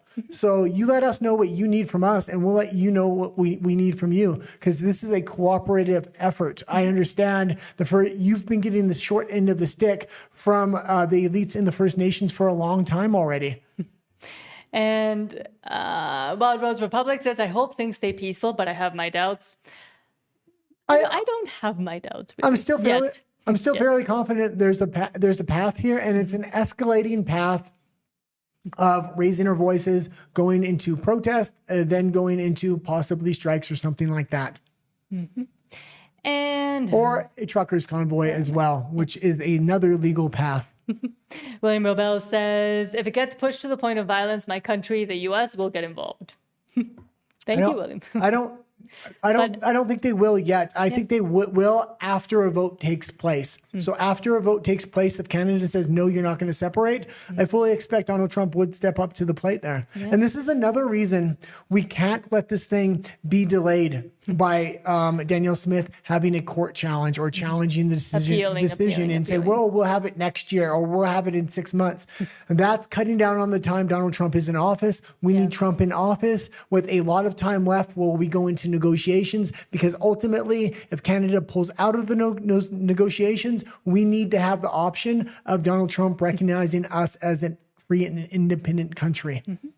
Mistletoe says to Wild Rose, let's not get ahead of ourselves here. Why are we talking about violence right now? And that's kind of where I'm at the moment, because if you go to the 100%, ramp it up to 100%, blockade Edmonton or whatever tomorrow, or like in the next week, then you're actually, it might weaken the case in general. First of all, nobody's talking violence, and we shouldn't be talking violence. And I'm going to tell you why. Not because it's not going to get us what we want, but it won't. Because if we enact violence or something like that, they're going to enact the Emergencies Act, which takes all of our rights away, which takes any chance of an October 19th referendum from us. That's why we need to escalate with UCP memberships, protests on the ground, protests online in comment sections. And then from there, if Danielle Smith doesn't make a decision and the date's getting too close, we need to start having national protests, truckers convoy, and other legal means in order to put more pressure on the government. We don't want the federal government to have an excuse to use the Emergencies Act and take away any hope of an October 19th vote. Because also remember, during the truckers convoy, but also because we have other precedents as well, what might be tried to be done with this, what might be tried to be done with protests, even as peaceful as they are, is we have seen bad actors coming in and being infiltrated protests that then could trigger an Emergencies Act. So again, I wouldn't put it past them trying any option to be able to declare an Emergencies Act because something got violent, even if it wasn't actually from people that want independence, but they can always have something happen if they need to. Tensions are high right now. We need to still bring a good energy into these protests. Positivity. A good positive energy into these protests, because if they get violent or they're seen in any way, shape, or form that the government can use the Emergencies Act, you best believe that they will. Yeah. And they're going to frame us as radicalists at this point. We've done very, very well to get to even to this point. So let's continue to use all the means that we have that are peaceful. Smile to life every day. Thank you so much for the $2 super chat. Says Carney will be greeted by Chiefs and the Sikhs. And a wave of big blue, beautiful flags behind them. Well, and what's the Lukaszik's operation? Oh yeah, the Forever Canadian and the Forever Canadian people waving upside down Canadian flags. We surrendered to communism. Charlotte said, the cynic in me wonders if she knew about the problem with the civic-led petition from day one. I don't know, but I will say that Jen Gerson, Jason Kenney have been using this same line of, oh, it's undemocratic, oh, it's not consulting with First Nations. They want to get rid of citizen-led initiatives and petitions because they say that it's an undemocratic process at all, not just for the independence question, but for anything that the citizens want to do. Well, any real change we want to enact now has now been completely disregarded. We don't really have that option at this point with what the judge did. That's why our last option is Danielle Smith. And going forward, we're never going to have another opportunity for independence in Alberta like this. We see every door is being shut on our face. We have what to this point has been a good premier. And if she puts the question on the ballot on October 19th, she will continue to be a good premier. But that will be our last option. And we have to realize it, and we have to fight even harder. We put in hours every single day fighting for Alberta independence, and we're going to have to even up our game because there is no other options after this. The federal government is going to put all kinds of barriers in not only our way, but Saskatchewan's way and Quebec's way as well. Quebec's very aware of this. That's why I'm expecting them to get involved on a federal level now. Yeah. Stephen Jensen, thank you so much for the $2. Rumble Rant says we need to see a big blue, beautiful, loaded. YouTube's gonna get mad at me, but something to greet Carney. Again, let's not step to violence or even give them the illusion that there will be violence, because again, they will use any excuse they can to either trigger that Emergencies Act or to have an excuse to further paint the independence movement with the brush and the narrative that they've already painted it with. I don't expect, I know Carney, when's Carney supposed to go to Edmonton or Alberta? Later this week, I guess. I fully expect them maybe not to go. Tensions are going to be extremely high. Yeah. Like that was what was scheduled to happen. I'll be surprised if he actually shows up at that point. Let me check when he's actually going. News. I'm guessing he's meeting with astronauts. You can ask Grok would be the fastest way, I guess. Yeah, but sometimes Grok lies. Yeah, I know, but it's the quickest way. I'll look into it as you answer another question. What's the next question? Stephen Jensen, thank you so much again for the $2 Rumble rant. Says, if they try to evoke Emergencies Act in Alberta, I think there will be a civil war and I will lead it. Yeah, absolutely. And people aren't going to stand for the Emergencies Act anymore. But again, we can't give them an excuse to use the Emergencies Act. We want to give Danielle Smith every excuse in the book to make sure that referendum question goes ahead on October 19th. I'm asking Grok. She's asking Grok right now when Carney's coming to Alberta. I'm sure some of the audience members know more than we do. Yes, probably. Oh, it's thinking. It's not the fastest. Friday, May 15th, apparently. So scheduled to visit Calgary Friday. So this May Friday. 15, announce a new industrial carbon pricing deal agreement with Alberta. Well, and again, maybe he does come because maybe he's going to give that goodie bag. Maybe he's going to throw the goodie bag at Danielle Smith and say, make sure the referendum isn't called and we'll give you this, and this, more than just a pipeline. He knows this is the opportunity to kind of head it off at the pass. And I'm saying to Danielle Smith, if she takes that goodie bag, I don't care how good it is, we're going to hollow out the UCP. Every single member that lives in a district where independence has a lot of support, not just Danielle Smith herself. And what that's going to leave rise to is a separate independent party. Like in Quebec.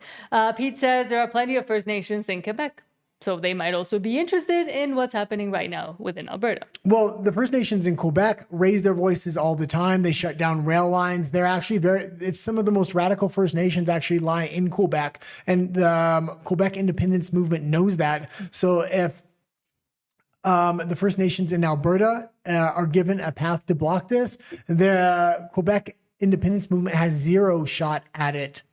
So they're going to make sure that this isn't a legal path. They're going to, again, hold the federal government's feet to the fire 100%. Pete says, wait until the Algonquin land claims hit the unceded territory that Ottawa sits on. They will never hit over there because it's not that convenient for them to actually listen to those concerns. A 2.0 says Danielle Smith should just call a referendum and not fight the court case. Then Quebec and the federal government will be at each other's throats. And I do agree. I mean, yes, it's good that she's saying, well, we don't find this to be a lawful decision. We want to appeal it. But that doesn't matter right now that much. I mean, do that afterwards or try to appeal it as and after you've announced that there will be a question within the referendum. But right now, again, if she does continue to just toe the line of, well, we're going to go through the appeals process, blah, blah, blah, this is important because it's unlawful, and doesn't say anything about the actual referendum question that needs to be answered, then I would say, okay, come on, stop playing dumb. She wants to maximize her leverage for negotiation. She made it clear that she wants to stay part of Canada, but she also understands she has to unify everybody in Alberta. The only way to do that is through a referendum. Once that referendum really starts to go forward, she's going to be able to maximize her leverage with Carney. So it's going to be very interesting kind of what does happen there. And if Carney offers anything on Friday. Yeah. Mike Freedom, honey, hello. Thank you for being Good here. To see you. Oh, and by the way, the Fringe actually had a magnificent response. Yeah. He held this cool together. Yeah. I like this. I actually loved his response today. Yes, very well put as well. Well, I think the last time I lost my cool live on the air, and then the Fringe lost his cool too. Everybody lost. I think we learned from that experience, and we're keeping much more level heads this time around. Because again, that can be used against us. Can be used against us. Mike Freedom, honey, says she will give us a referendum or she will be removed at the AGM a month later. Well, and again, let's not just say she'll be removed. A lot of people are going to be removed, and we have to raise our voices in all the districts where we have a voting majority. Mm-hmm. Pete says most Supreme Court judges live on the unceded territory that Ottawa is on. They would all have to recuse themselves. Exactly, because they have interests and they have conflicting interests within these kind of cases. But again, she didn't say Supreme Court per se.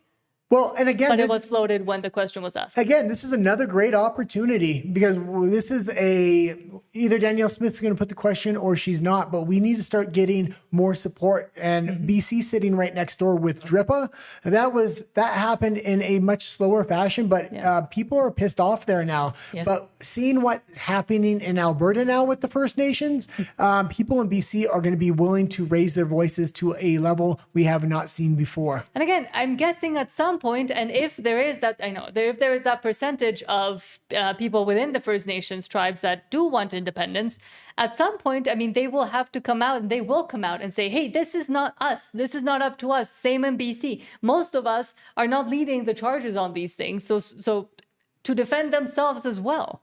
I hope. I hope.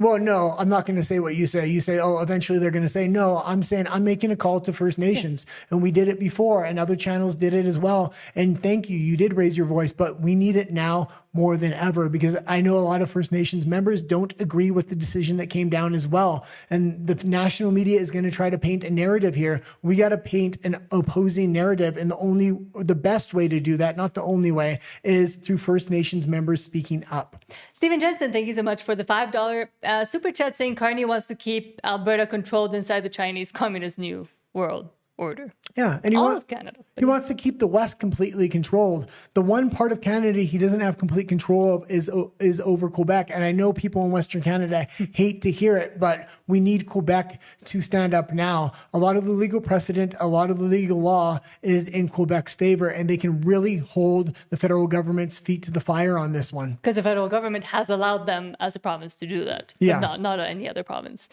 Oh, hold on. Now I'm lost. Let's go into a few more articles. No. I'm trying to get to where we were. Where were we? Cocho Casino. Hello. Thank you for being here. It says crazy radical leftist judge trying to stop freedom. As it happens in Canada all the time. And as it has been allowed to happen within Canada as well for way too long. Again, all assuaged by self-imposed white guilt. And these are the consequences of that and of allowing that to continue to move forward over and over and over again. But yes, I will continue to say what Bukele said. You have to get rid of the judges first. Pete says, exactly, Guy, an independence Alberta party will rise and all vote for them. The UCP splitting be damned. And I think this will be the exact moment where people can pinpoint as to when it started.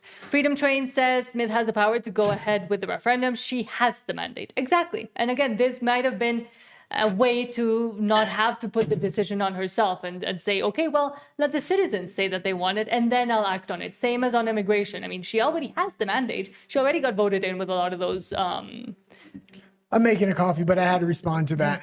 And that was, an independence party will rise. And I'm going to tell you, they'll gain massive support because the first thing we're going to do is oust Danielle Smith. And there's no other real conservative leader that can come in there that's a real conservative. Mm-hmm. So the real conservatives are going to be within the independence party and their candidates. So a lot of your normal conservatives will end up coming over to support the independence movement because it's going to be a real hardline form of conservatism.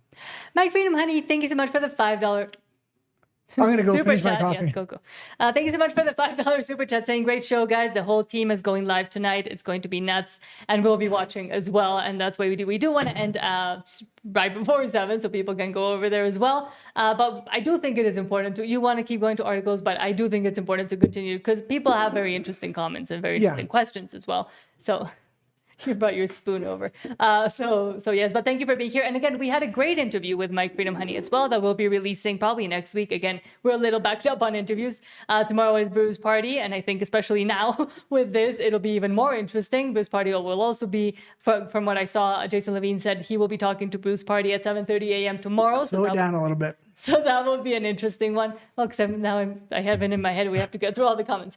So that will be an interesting one as well. But yes, everybody tonight, go watch The Fringe at 7 p.m. tonight too. We'll direct people over there. Yeah, and he already made a great video on it. Yes. So I know he's going to have, he's going to have a great take on this thing because he's already kind of preempted it a little bit, which was fantastic. And Stephen Jensen, thank you so much for the $2 super chat saying, I think there's going to be a new party. Well, And again, it's all a little Well, unfortunate and for it's her, but it's all on her shoulders right now. You're not the Conservative Party. If Danielle Smith gets ousted, they don't have anybody else to take a leadership role that even mainstream conservatives really want to vote for.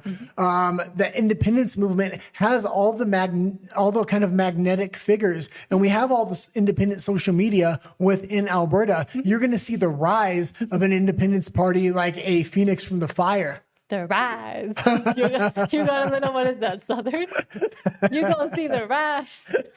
I did live in the south of the United States for half of my life. Pete says she does freedom. She does freedom because the majority of her party want the referendum.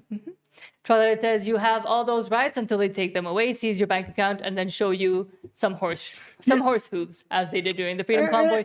And again, that is why Bruce Party's ideas are so interesting and revolutionary, and would actually make the only real change that would be needed. Well, and you have to believe if she does put that question on this ballot now, how much support did we just get from this? Yeah. Massive support. The numbers are going to go through the roof. We have to be at least at around 45% from that 35% at this point. And I've said in the past, we only probably need actually 45% because our side is far more motivated to go out to the polls. But if we're starting at 45% now after this incident, if she puts the question on there, it's going to be very easy to get over that 50% mark with a 6-month campaign.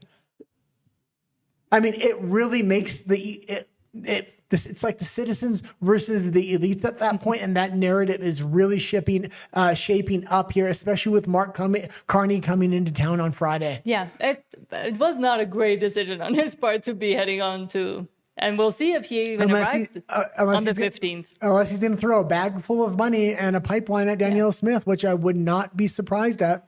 I read that one. Freedom Train says, if it's only 30% like they all say, why won't she let Albertans vote?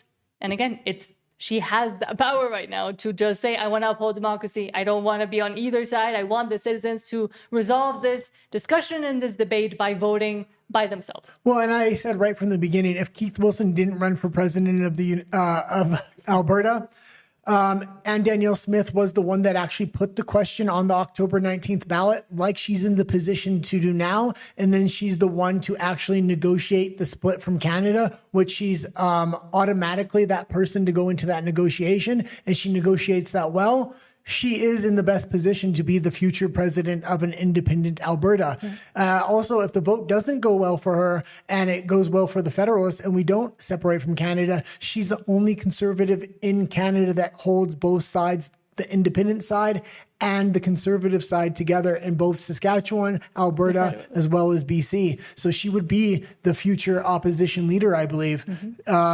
She would be the only one that makes sense at this point. But yeah, Pete says Quebec's election is in October. And if that's why I think they're watching very closely what's happening right now, and even could lend support and further help push for Alberta as well.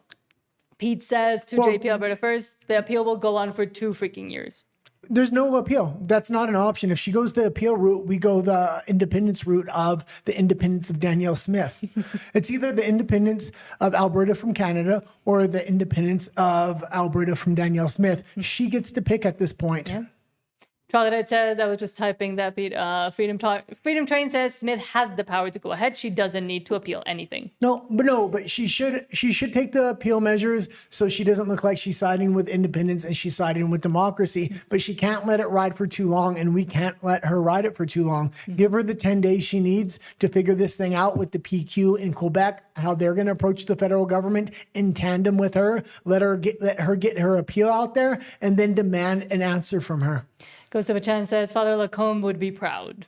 AB1 or 51 says, I've been skeptical of Danielle Kenney for a very long time. That said, we're going to force her hand. She'll do the right thing, or she'll take a walk in the snow. And again, well, and let's remember one other thing, and I haven't said it up to this point. Danielle Smith has to live inside of Alberta. And she's the darling of Alberta right now. Her and her family, she's beloved by almost everybody. She's not going to want to be the most hated person in Alberta. I guarantee you that. So, yeah, there's also that factor. She's lived in Alberta for a long time now. Yeah. Something smells like it's burning. No, nothing. That's maybe my coffee. Maybe outside. You got a big nose. You're smelling everything. Tall Talk says, howdy again, Nat and Guy. Hello, thank you for being here. Miss Altold says, she sounds like she's prepared to just announce a referendum, and I believe she will. And that's what we've been saying for a long time. So, and usually I would give her plenty of breathing room. I've done it. Corey Morgan's done it. Most people, except for Jeff Rath, have given her breathing room up to this point. There are no more options after her. So we need to make sure that we put pressure on her now. And we can't just say, oh, she'll do the right thing. We hope that she'll do the right thing, but we also now need to apply pressure. You're right. Something is burning. See, I'm not crazy. People do barbecue, so you might want to check outside neighbors, but it might also be paper towels over there. JP Alberta first, thank you so much for the $5 super chat saying, I'm completely gobsmacked by how narcissistic these Ottawa appointed judges are. No conscience or soul. Are they sociopathic or psychopathic? Sociopathic are the ones that lie. Psychopathic are the crazy ones. I mean, both of them are crazy, but I will say it all comes down to them thinking that there's been this ideological push for so long, and there's been this ideological capture of the courts and of the system and everything else as well, but them as people too. And I do think it's a lot of cognitive dissonance, but maybe also interests. It might just be as easy as saying there's just interests in the way. I started following back up on nothing's burning. Following back up on EU politics as well as UK politics to get different updates. And their whole system of globalism is falling apart. Carney is the strongest one right now. And he's the one they're hoping that can outweigh Trump and revitalize this globalist effort. But if Alberta separates, dominoes are going to start falling and Canada's going to fall as well. The UK, we just seen what happened with Rupert Lowe and Reform UK as well. Within Germany, that entire thing is falling like dominoes right now. The globalists just can't hang on any longer. And I think the big hope really is Canada and Mark Carney, and that's why he's been put in that position. The thing is, what's going on in Alberta could take out that last domino for the globalist and really crush them. People think it's Trump. No, Trump's applying mass pressure, but it's all these other fractures that are coming up to the surface right now as well. Mm-hmm. Oh, sorry. Okay, let me go back to the other ones.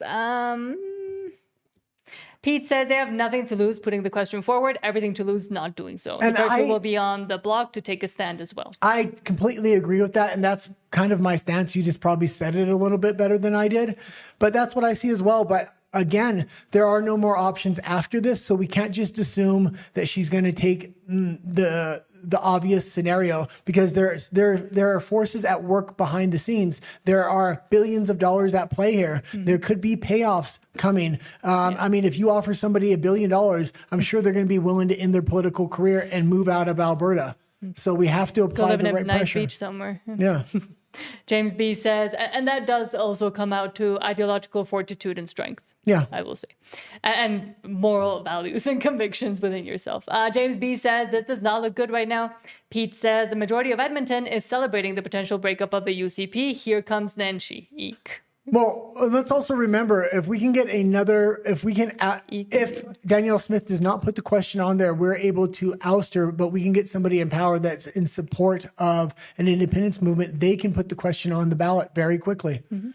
James B says, protests are a joke. Look at what happened last time. And again, I will say there is that potentiality where if there is a lot of protests, unfortunately, we've seen it already. It's not like there's no precedent for this. They could do something to cause a thing that will trigger the Emergencies Act. Well, and again, I'm not just saying protest. I'm saying we have to escalate first with words, with UCP memberships, go into protests that are peaceful and cheerful and have the right attitude so they don't use the Emergencies Act against us. And then we can go into strikes and things like this. So we have options in front of us to escalate on a legal path. No violence. Violence will result in the Emergencies Act and no October 19th referendum. Exactly. Sean B says, Lukaszik's petition gives Smith the room to go ahead if it was uncontested and ask for a referendum. I believe that one is also kind of being contested. Yeah, because they're both citizen-led initiatives. Both doors were shut by this ideological judge, I believe. Yeah. And again, this will be something we'll have to double check. Canadian Spider-Man says, I was in the live stream chat on Daniel Smith's YouTube channel. The chat was full of independence talk. That is what you've been saying, Guy, by saying she's listening. And she's listening by talking with Quebec. Yeah. And she's the smartest politician within Canada. We all know it, but everybody's a little bit stressed out now because there are no other options after this. It's understandable. She's going to challenge this in court. At the same time, she's going to place the question on the petition, or place the question on the ballot. But she wants to get her ducks in the row with the PQ, with Quebec. They play a huge role in this. I've been saying this from the beginning. A lot of people didn't want to hear me out on this one, but now we see exactly why I have been calling for Quebec and saying these movements are interlinked, whether we like it or not. Yeah. Canadian Spider-Man says, excellent phrasing to Rebel News on that question. Pete says, Lukasik's question is not constitutional and no is useless. Sean B says, an appeal is not on Smith. You are running out the clock. An appeal is not on Smith. You are running out the clock. There's a possibility she's going to try to run out the clock and take a payoff behind the scenes. So if she runs out the clock, I think it's obvious at that point something happened behind the scenes. Pete says exactly the duty to consult kicks in post a successful referendum with the First Nations. Yeah. JP Alberta first says to Stephen Jensen, absolutely correct. Pete says this is so fixed against us. Quebec needs to get noisy. Yeah, and thank you for saying that because I've been saying it for a while, but now is the time. They got a little noisy last week when the littlest thing happened, when the federal government was saying, no, 60%. And they just kind of floated it out there. Quebec put them in their place like that. The federal government responded, got back in line, got back behind the line they had stepped over. I was shocked on how much power Quebec actually had in that situation. Yeah. If they raise their voice now, especially with their vote coming in October, and it's an independence party that's going to take power over there, you better believe if all the ducks line up right now, there's going to be a lot of independence support going into that election, and he may run on, as soon as I'm elected, we're triggering a referendum before the end of the year. Exactly. Threadfest says, hold on, something is, I'm going to check if check where the boiler is. Okay. Because someone might be, or go outside and see if someone's barbecuing. Because it really does smell like a lot of, like, very smoky. Threadfest says, I'm one of those that froze my ass off. I'm not quitting. Exactly. And there's 7,000 at least people just like that. Teresa Freedom says, cannot wait for Carney to arrive in Calgary on Friday. Stephen Jensen says, absolutely. Why do we need to depend on Quebec in the first place? Again, because it does help our case. It helps push both cases out the balcony. We're just giving you a tour of our house. I will just say again, it helps us. Do you want me to go check? Don't put the equipment. Don't put the camera on. Okay, you can go to it. So I didn't know what it was. I was smelling the equipment as well because no, it's not the equipment. I think it smells papery. It smells. Yeah, papery. I know. That's what I was thinking. Okay. Do you want me to go check? No, I've checked outside on all the balconies and no. Okay. Steve Jensen asks, absolutely, why do we need to depend on Quebec in the first case? I mean, we've already kind of covered that one. Because they have all the power. That's why. Because the way the Canadian system is set up, Quebec has the power, and Quebec is aligned with, they want to make sure everything plays out for Alberta in a clear legal path, because if it doesn't, they're going to be subject to the same new rules and new precedents. Yeah. Western Canada has no power. And this is an issue. This is why this is coming up in Alberta. And this is why we are now relying on Quebec to be our big brother and to kind of speak up for us, even though we completely disagree with them in a lot of ideological senses. Exactly. Primors 007, hello, says, hola Nat y Guy, watching from my trailer, getting it prepared to make the drive to Mexico. I don't trust any of these fools to do the right thing, nor the general population either. I mean, we left because we didn't trust the general population either. And we saw no other out. And at the time, again, there was no Alberta independence movement or any independent movement or anybody that we thought or were on the same line as we were. But all those lines were crossed by the federal government for us and the provincial government and everybody else as well. So Well, no, you'll be welcome here. It was interesting because this news came in today, and we were just preparing to buy a little bit of equipment. So when we go up to Alberta, we'll be able to live stream remotely and stuff like that. Yeah. And the same equipment is going to be used for our second set. So we'll have different set for the morning and the night. Yes. And then we'll continue on this. Don't you worry. We're 100% completely committed to this thing, no matter what happens, and putting pressure on Danielle Smith after this thing. If she makes the wrong decision, we're going to continue on. Yep. Talk says the only thing that one can never trust any politico to do while in office is what is best for themselves and their cronies, period. And I've been saying that over and over again. That being said, because there's a system that allows them to do that. But that being said, what's best for her and her cronies in Alberta right now is actually to allow the question to go forward. That gives her the most political leverage, the most political power, and it gives her the best outcome. It's a win-win outcome for her, no matter which way the vote goes. Yes. And Teresa Freedom says we need to have a C for big blue, for big beautiful blue flags to greet Carney. Friday, Richard Hayes says, does the judge's decision make the treaties invalid? Does land will cede it? I'm confused about the entire treaties then. Explain, please. The entire decision on her part was not a legal decision. It was an ideological decision. And these kind of decisions are coming down constantly in Canada. We report on Alberta, but we have Alberta in the world sections, Alberta in Canada sections. And what we put in there are a lot of these ideological decisions coming down from judges that have nothing to do with the law, that are actually spit in the face of the law. And that's exactly what this does. Mm-hmm. And this is why Quebec is upset right now, because if they're able to set an ideological precedent here, that's going to have major effect within Quebec as well. Yeah. Oh, I finally caught up here so I can bring up the chats. Austin WWW says, unbelievable. The judge has made petitioning the government illegal. There is apparently no legal pathway to petition our own government. Danielle will add the independence question in October. Yeah. Hopefully so. But again, that is what they've been trying to do and trying to say and trying to advocate for. Kenny, Gerson, all of those, the whole conference that we showed yesterday that they were in, or earlier today that they were doing, they were saying exactly that it's undemocratic for the citizens to be able to petition their governments through citizen-led initiatives. Okay. That it's not democratic. Well, now we say, okay, no problem. No more citizen-led initiatives. Danielle Smith is going to put it on there. And do you know how many people are going to be upset? And that is going to be our strongest argument.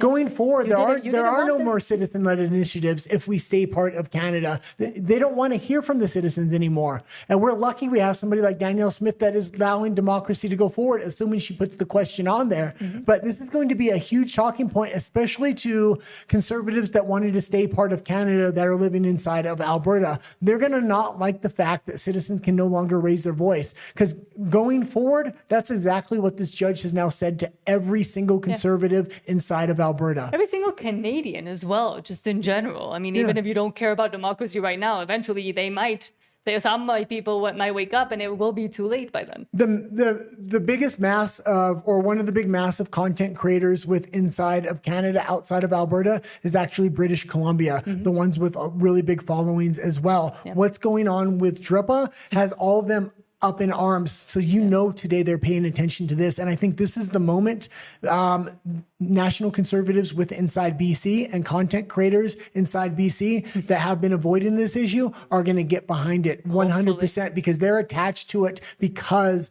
of this precedence of First Nations keeps being set over the law of Canada and over the people of these provinces. Mm-hmm.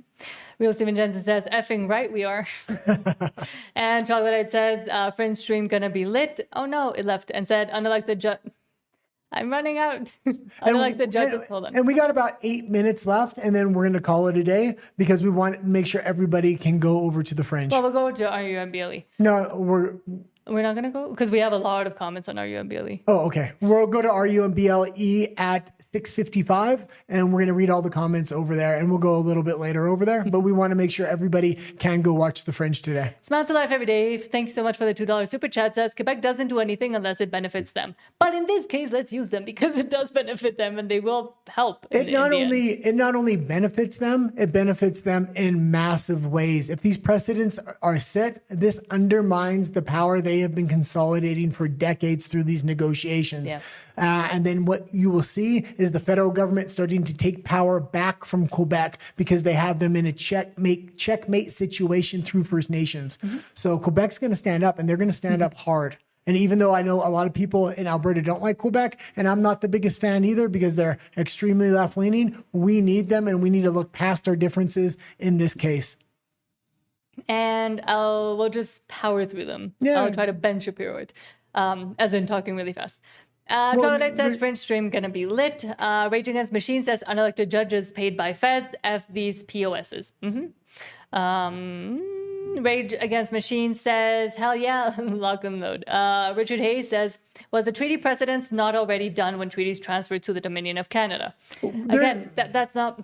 There's a lot of talk and that the treaties were not legitimate because the First Nations didn't know what they're signing. I know nobody wants to hear that argument, but scholars across Canada and the world are now proposing this and proposing these treaties need to be renegotiated. That's why I'm saying Alberta needs its independence now before this idea gets even more credence and those treaties are reversed. Yeah. Right now, we have all the power. All the hurdles are out of our way except for this one. And I believe we're still going to get that question on that October 19th ballot. But if we vote to stay part of Canada, you better believe those treaties aren't going to hold for long. Tall Talk says this is working exactly as the LPC designed it to when the Canadian Constitution was repatriated. Appointed judges run the country and call out the shots, not elected politicians, because that's the easiest mechanism they have to be able to call the shots for themselves. No, it all moved. Stop moving. Austin WWW says, yeah, but she said, hold on. Yeah, but she said they are going to meet as a cabinet and determine next steps. I still think she will put it on the ballot. And we do as well. But a lot of people in those cabinet meetings are actually supporters of independence. And we need to make sure wherever that cabinet meeting is, we have peaceful, good energy protest outside of that facility. So they know there is consequences to not putting that question on there.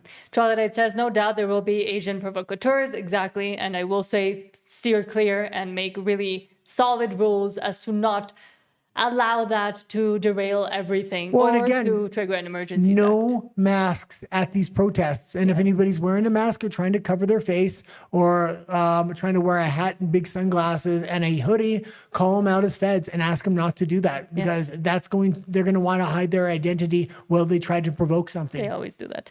Rage Against Machine says sooner or later they will have to take it by force. They will never let us leave. We're not there yet, and it's not going to get there. And if we resort to violence, we lose because they're going to use the Emergencies Acts, and that's going to stop any vote from happening. Daryl Robinson, hello, says Premier Smith, God love her, but she needs to get on board with Independence Alberta, sovereign nation. Stay the pipeline announcement is empty and shallow. It's a ruse. Yeah. And again, I don't doubt that Carney will try to do even more to throw goodies at Alberta and Smith. Well, and I say what Smith does is I think Carney's going to come out here and try to throw a goodie bag at her to not put that question on in the referendum. She should take the goodies and then put the question on the referendum anyway. Yeah. And then and tell the public, well, I told them I wasn't, but now here we go. Rage Against Machine says we must hold their feet to the fire. Richard Hayes says I will be joining the UCP party as well. Rage Against Machine says we are 300,000 strong and 700,000 strong if you want to count everybody that just wants to be able to ask the question. And that's just the people that signed these petitions. We're far more than 300,000 strong. Believe me, especially after what happened today. We're over 1 million easily after what happened today. Every conservative in Canada is looking at this because they're already aware of this issue of First Nation privilege and a whole new system of governments arising within British Columbia. And now they see it happening in Alberta with a legal pathway to independence. Dollar Robinson says, hi, Nat and guys, smash the like button, everyone. Thank you so much. Pete says, a tribe of the Algonquin are already calling Ottawa not surrendered land. And but they're not going to let them for too long. And if you're not subscribed, please do so. We're going to head over to RUMBLE in just a moment. Yes. Troglodyte says, I wonder what leverage the Chiefs will use against their members. That too. Pete says, damn, Dell, thanks for the reminder. Always forget. Todd says, hello, chatters. Finally home from the chaos. Good. Stephen Jensen says, do the rant. You kind of already did a Yeah, little. I don't want a to baby rant too much, but Todd says, and I think it's important that content creators, we need to rant and vent steam, but we also have to keep a level head because we don't want violence to happen. We want to take the proper steps to get Danielle Smith to put this question on the ballot. We don't want to jump right to level 10 where they use the Emergencies Act on us and then everything we've worked for just goes away.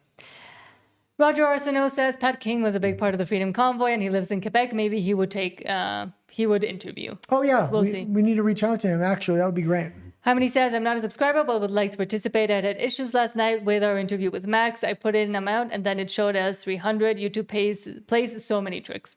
Yeah. Stephen Jensen says, you need to get hold of Max to get that sorted out. Pete says, Carney is so arrogant, he would never cancel a trip. True. He thinks the people in Alberta love him. Because he's from there. Todd says, sounds like they are playing stupid games. We got stupid prized already. They will get stupid prides too, I think. Yvette DeVoe says, I do hope she's watching and paying attention. Igor made a warning. And again, I think we do have to be measured again because we don't want them to give them any excuse or any opening to be able to derail this even further. Yeah, and if we do go protest Mark Carney coming here, have big, beautiful flags. Let's have no F Carney flags because there's going to be a lot of cameras out there from mainstream media. They're going to try to pitch this as a radical movement. Yeah. If we only have big, beautiful flags, they're not going to be able to pitch this as anything other than patriotic. Exactly. Todd says it's probably the power lines outside getting hot because it smelled like burning. Oh, yeah. Todd says, just pull the chunk of concrete out of my hair. Go shower. Chocolate says they're commies installed on purpose and for a very specific point and for a very specific duty. Here. I know. Three more comments and then we're going to head over to RUMBLE. I guess we'll finish reading the YouTube comments on RUMBLE. Dale Robinson says Justice Shayna Leonard from New Brunswick should recuse herself due to the various apparent conflicts of interest. And she won't. But I think we could just keep pointing that out as well. Todd says Carney is the strongest one and he's a giant wimp. Yes, he is. Todd says, oh yeah, Soros bigger wimpy than Mark. Pair of goofballs done nothing but cheat their whole lives. Professional cheaters. Yes.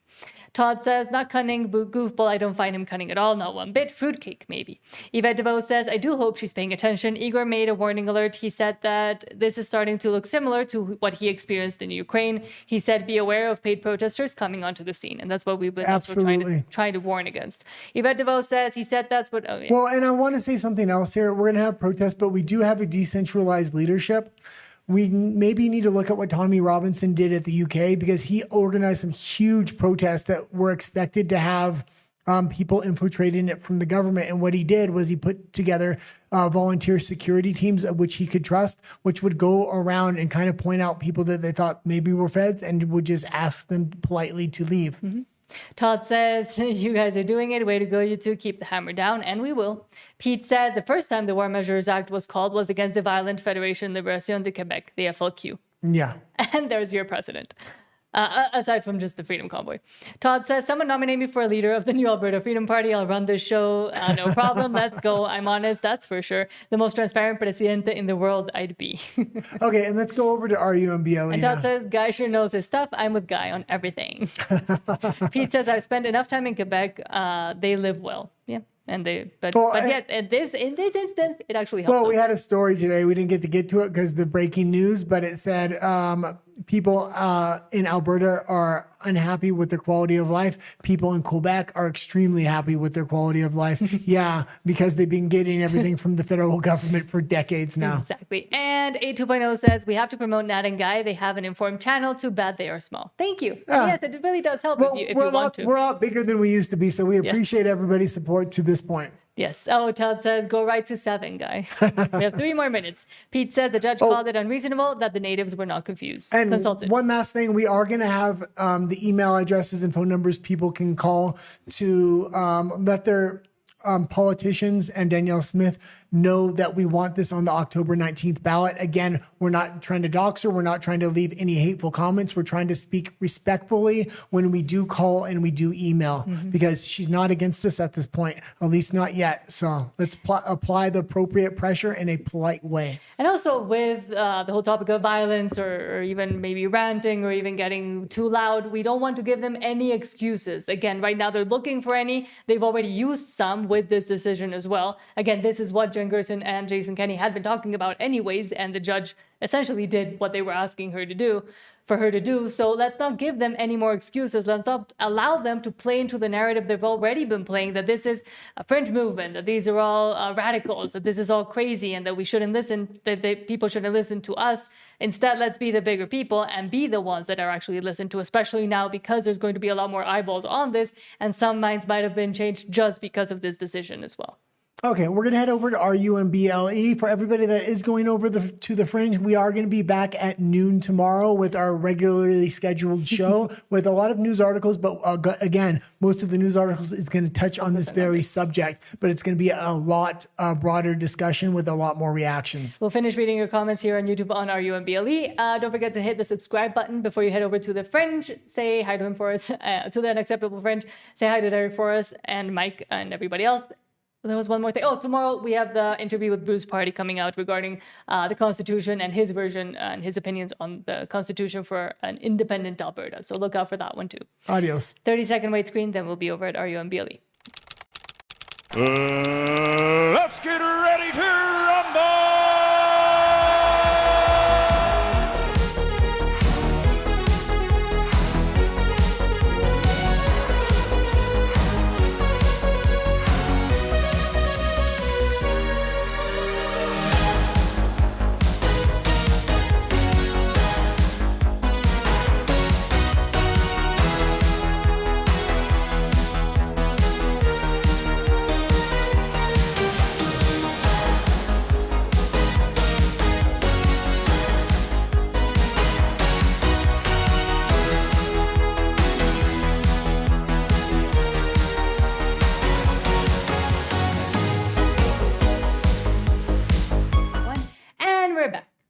And yes,